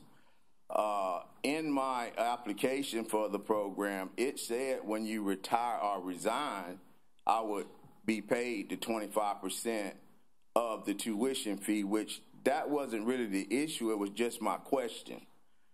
And I was told, like, I don't even know how you got to go to that program. You should have never went.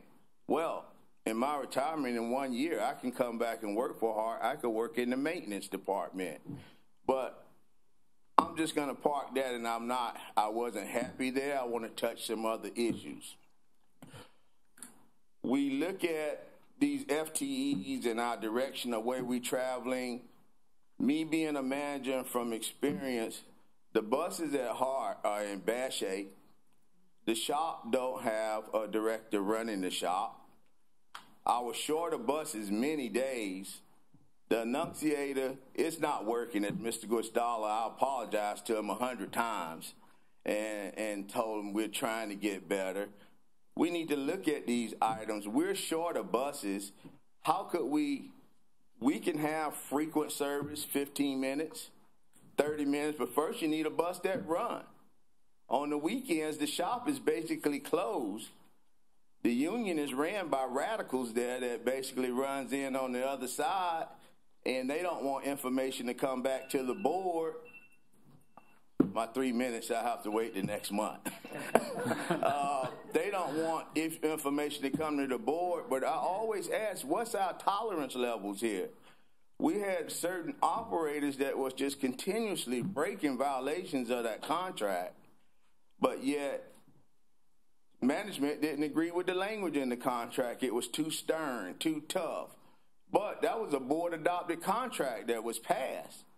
And if it's a board-adopted contract, we must uphold it and go by the rules.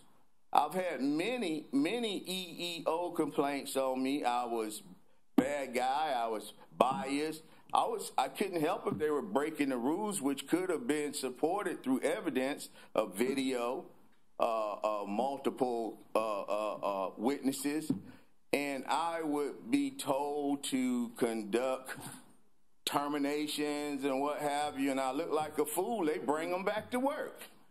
We've had operators that have assaulted passengers that was termed per me through discussion. Prior to that, they come back to work. It could be proven. But my take here is we got to get down to the foundation on where we are. If money is short, if you was to look at the raises that occurred since Mission Max, October 8th to the day, if we're short of money, why are so many people getting so many raises here? Review it for yourself to see who had raises and what they are at that time.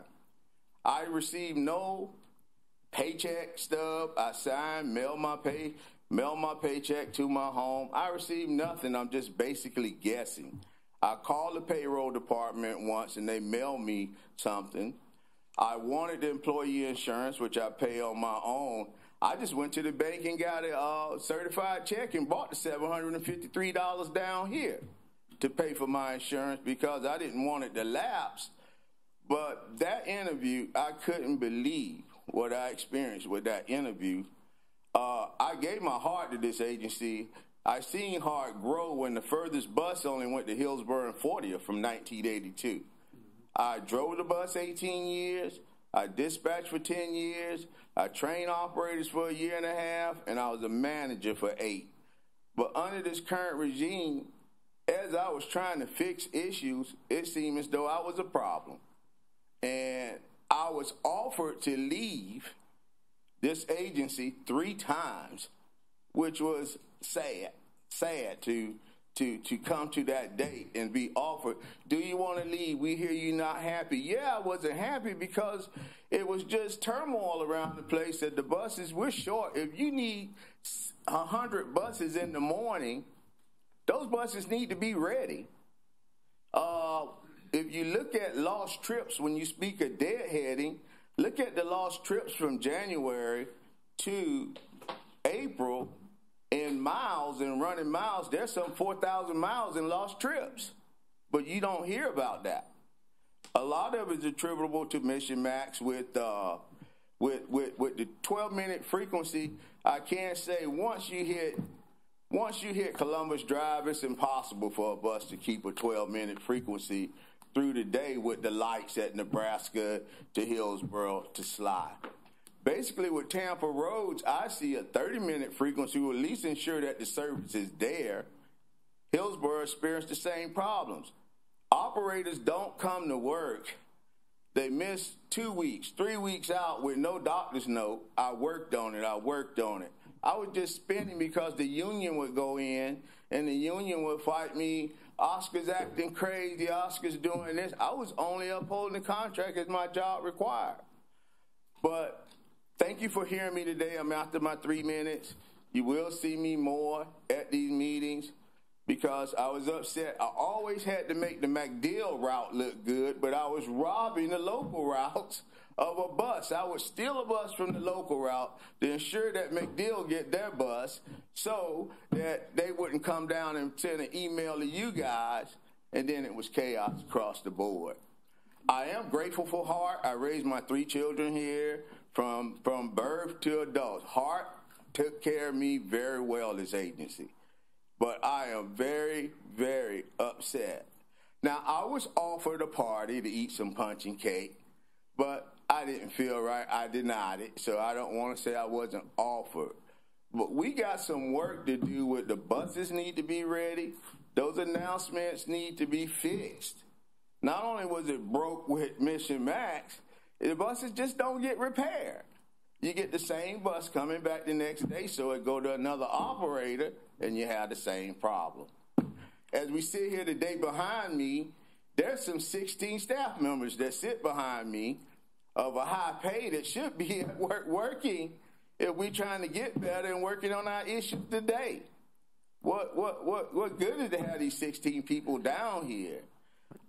We need to take care of these interim positions and get some staff in here to run their current positions so this agency can move and we can count money. But with operations, attendance is off the chain. Mr. McDonough, we're going to have to ask you to wrap this up. Yeah, thank you.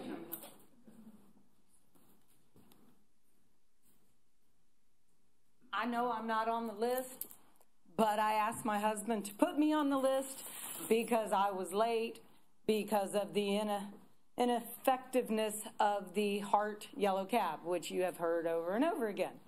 And so I ended up having to take an Uber here. One of the board members mentioned earlier that they don't listen to comments, they get on the bus and ride. Well, I've been riding the bus since 1997, and there's never been a board member on a bus where I have had the ability to talk to them. So me coming here using HART Plus Yellow Cab would have cost me over $15 this morning. However, it cost me over $22 to get here. So I'm hoping that our comments are important to this board. Couple things I want to talk about, just taking notes from what I've heard today, and I hope this board takes into consideration and this organization takes into consideration. Earlier it was talked about the ATMs being put throughout the counties at these transit centers. As we have mentioned before, I am in great hopes that these ATMs are accessible to individuals who are print disabled or blind. And believe me, I've done monitoring systems of ATMs throughout this county, and it can be done. So this is something that I am in hopes that will be looked into before they're placed, that they are accessible so that all the patrons can use them, not just a few. Mr. McDaniel and other comments made me take note during this, and the last day of Tom Ball's employment at HART, I spent 20 wasted minutes on the phone with him because I'm sure everything that I said to him went right out the door with him. But one of the things we spent a lot of time talking about was the HART paratransit operators using their cell phones. There does need to be some type of onboard recording, not just audio, not just video, but audio. Because when a HART paratransit driver states that, oh, that was my GPS, that's insulting. Believe me, a blind person knows the difference between a regular voice and an automated voice because we use that type of voice on our computers and our cell phones. So we know when someone's talking on their cell phone. And here's what I get. I said, we have no proof. It's your word against them. But keep on calling. Why?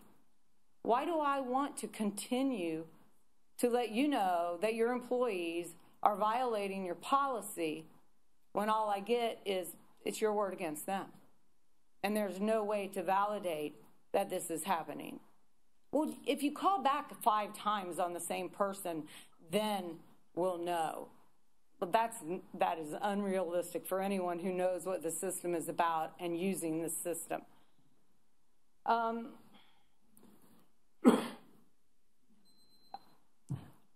If I could just say 2 more things, because talking about the budget, and unfortunately, I know that the drivers are told not to talk to their patrons, but they do, and it's going to continue to happen. So that's how we do get some information. There are drivers out there working 20 hours of overtime a week.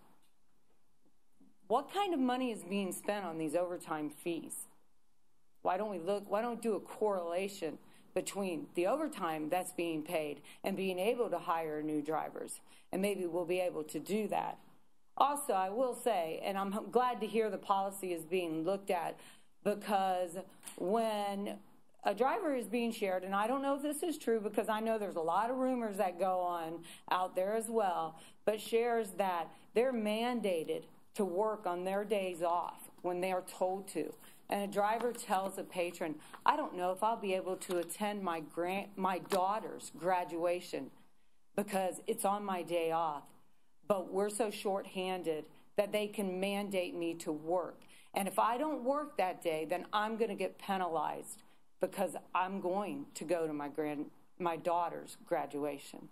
So these are things that I think it's important that the board knows, because these are the experiences. We, the rider, you can have your data, we've said it before, but our experiences is what is reality out there. Thank you for allowing me to speak. Thank you. And that concludes public input. Last thing is old and new business, and I don't believe we have any. Okay, great. And so we will go ahead and adjourn this meeting for today and hope to see everybody back here in July. Thank you. I'm going to take the bus, and I need to go to Target, and I'll take a tour from Target to home.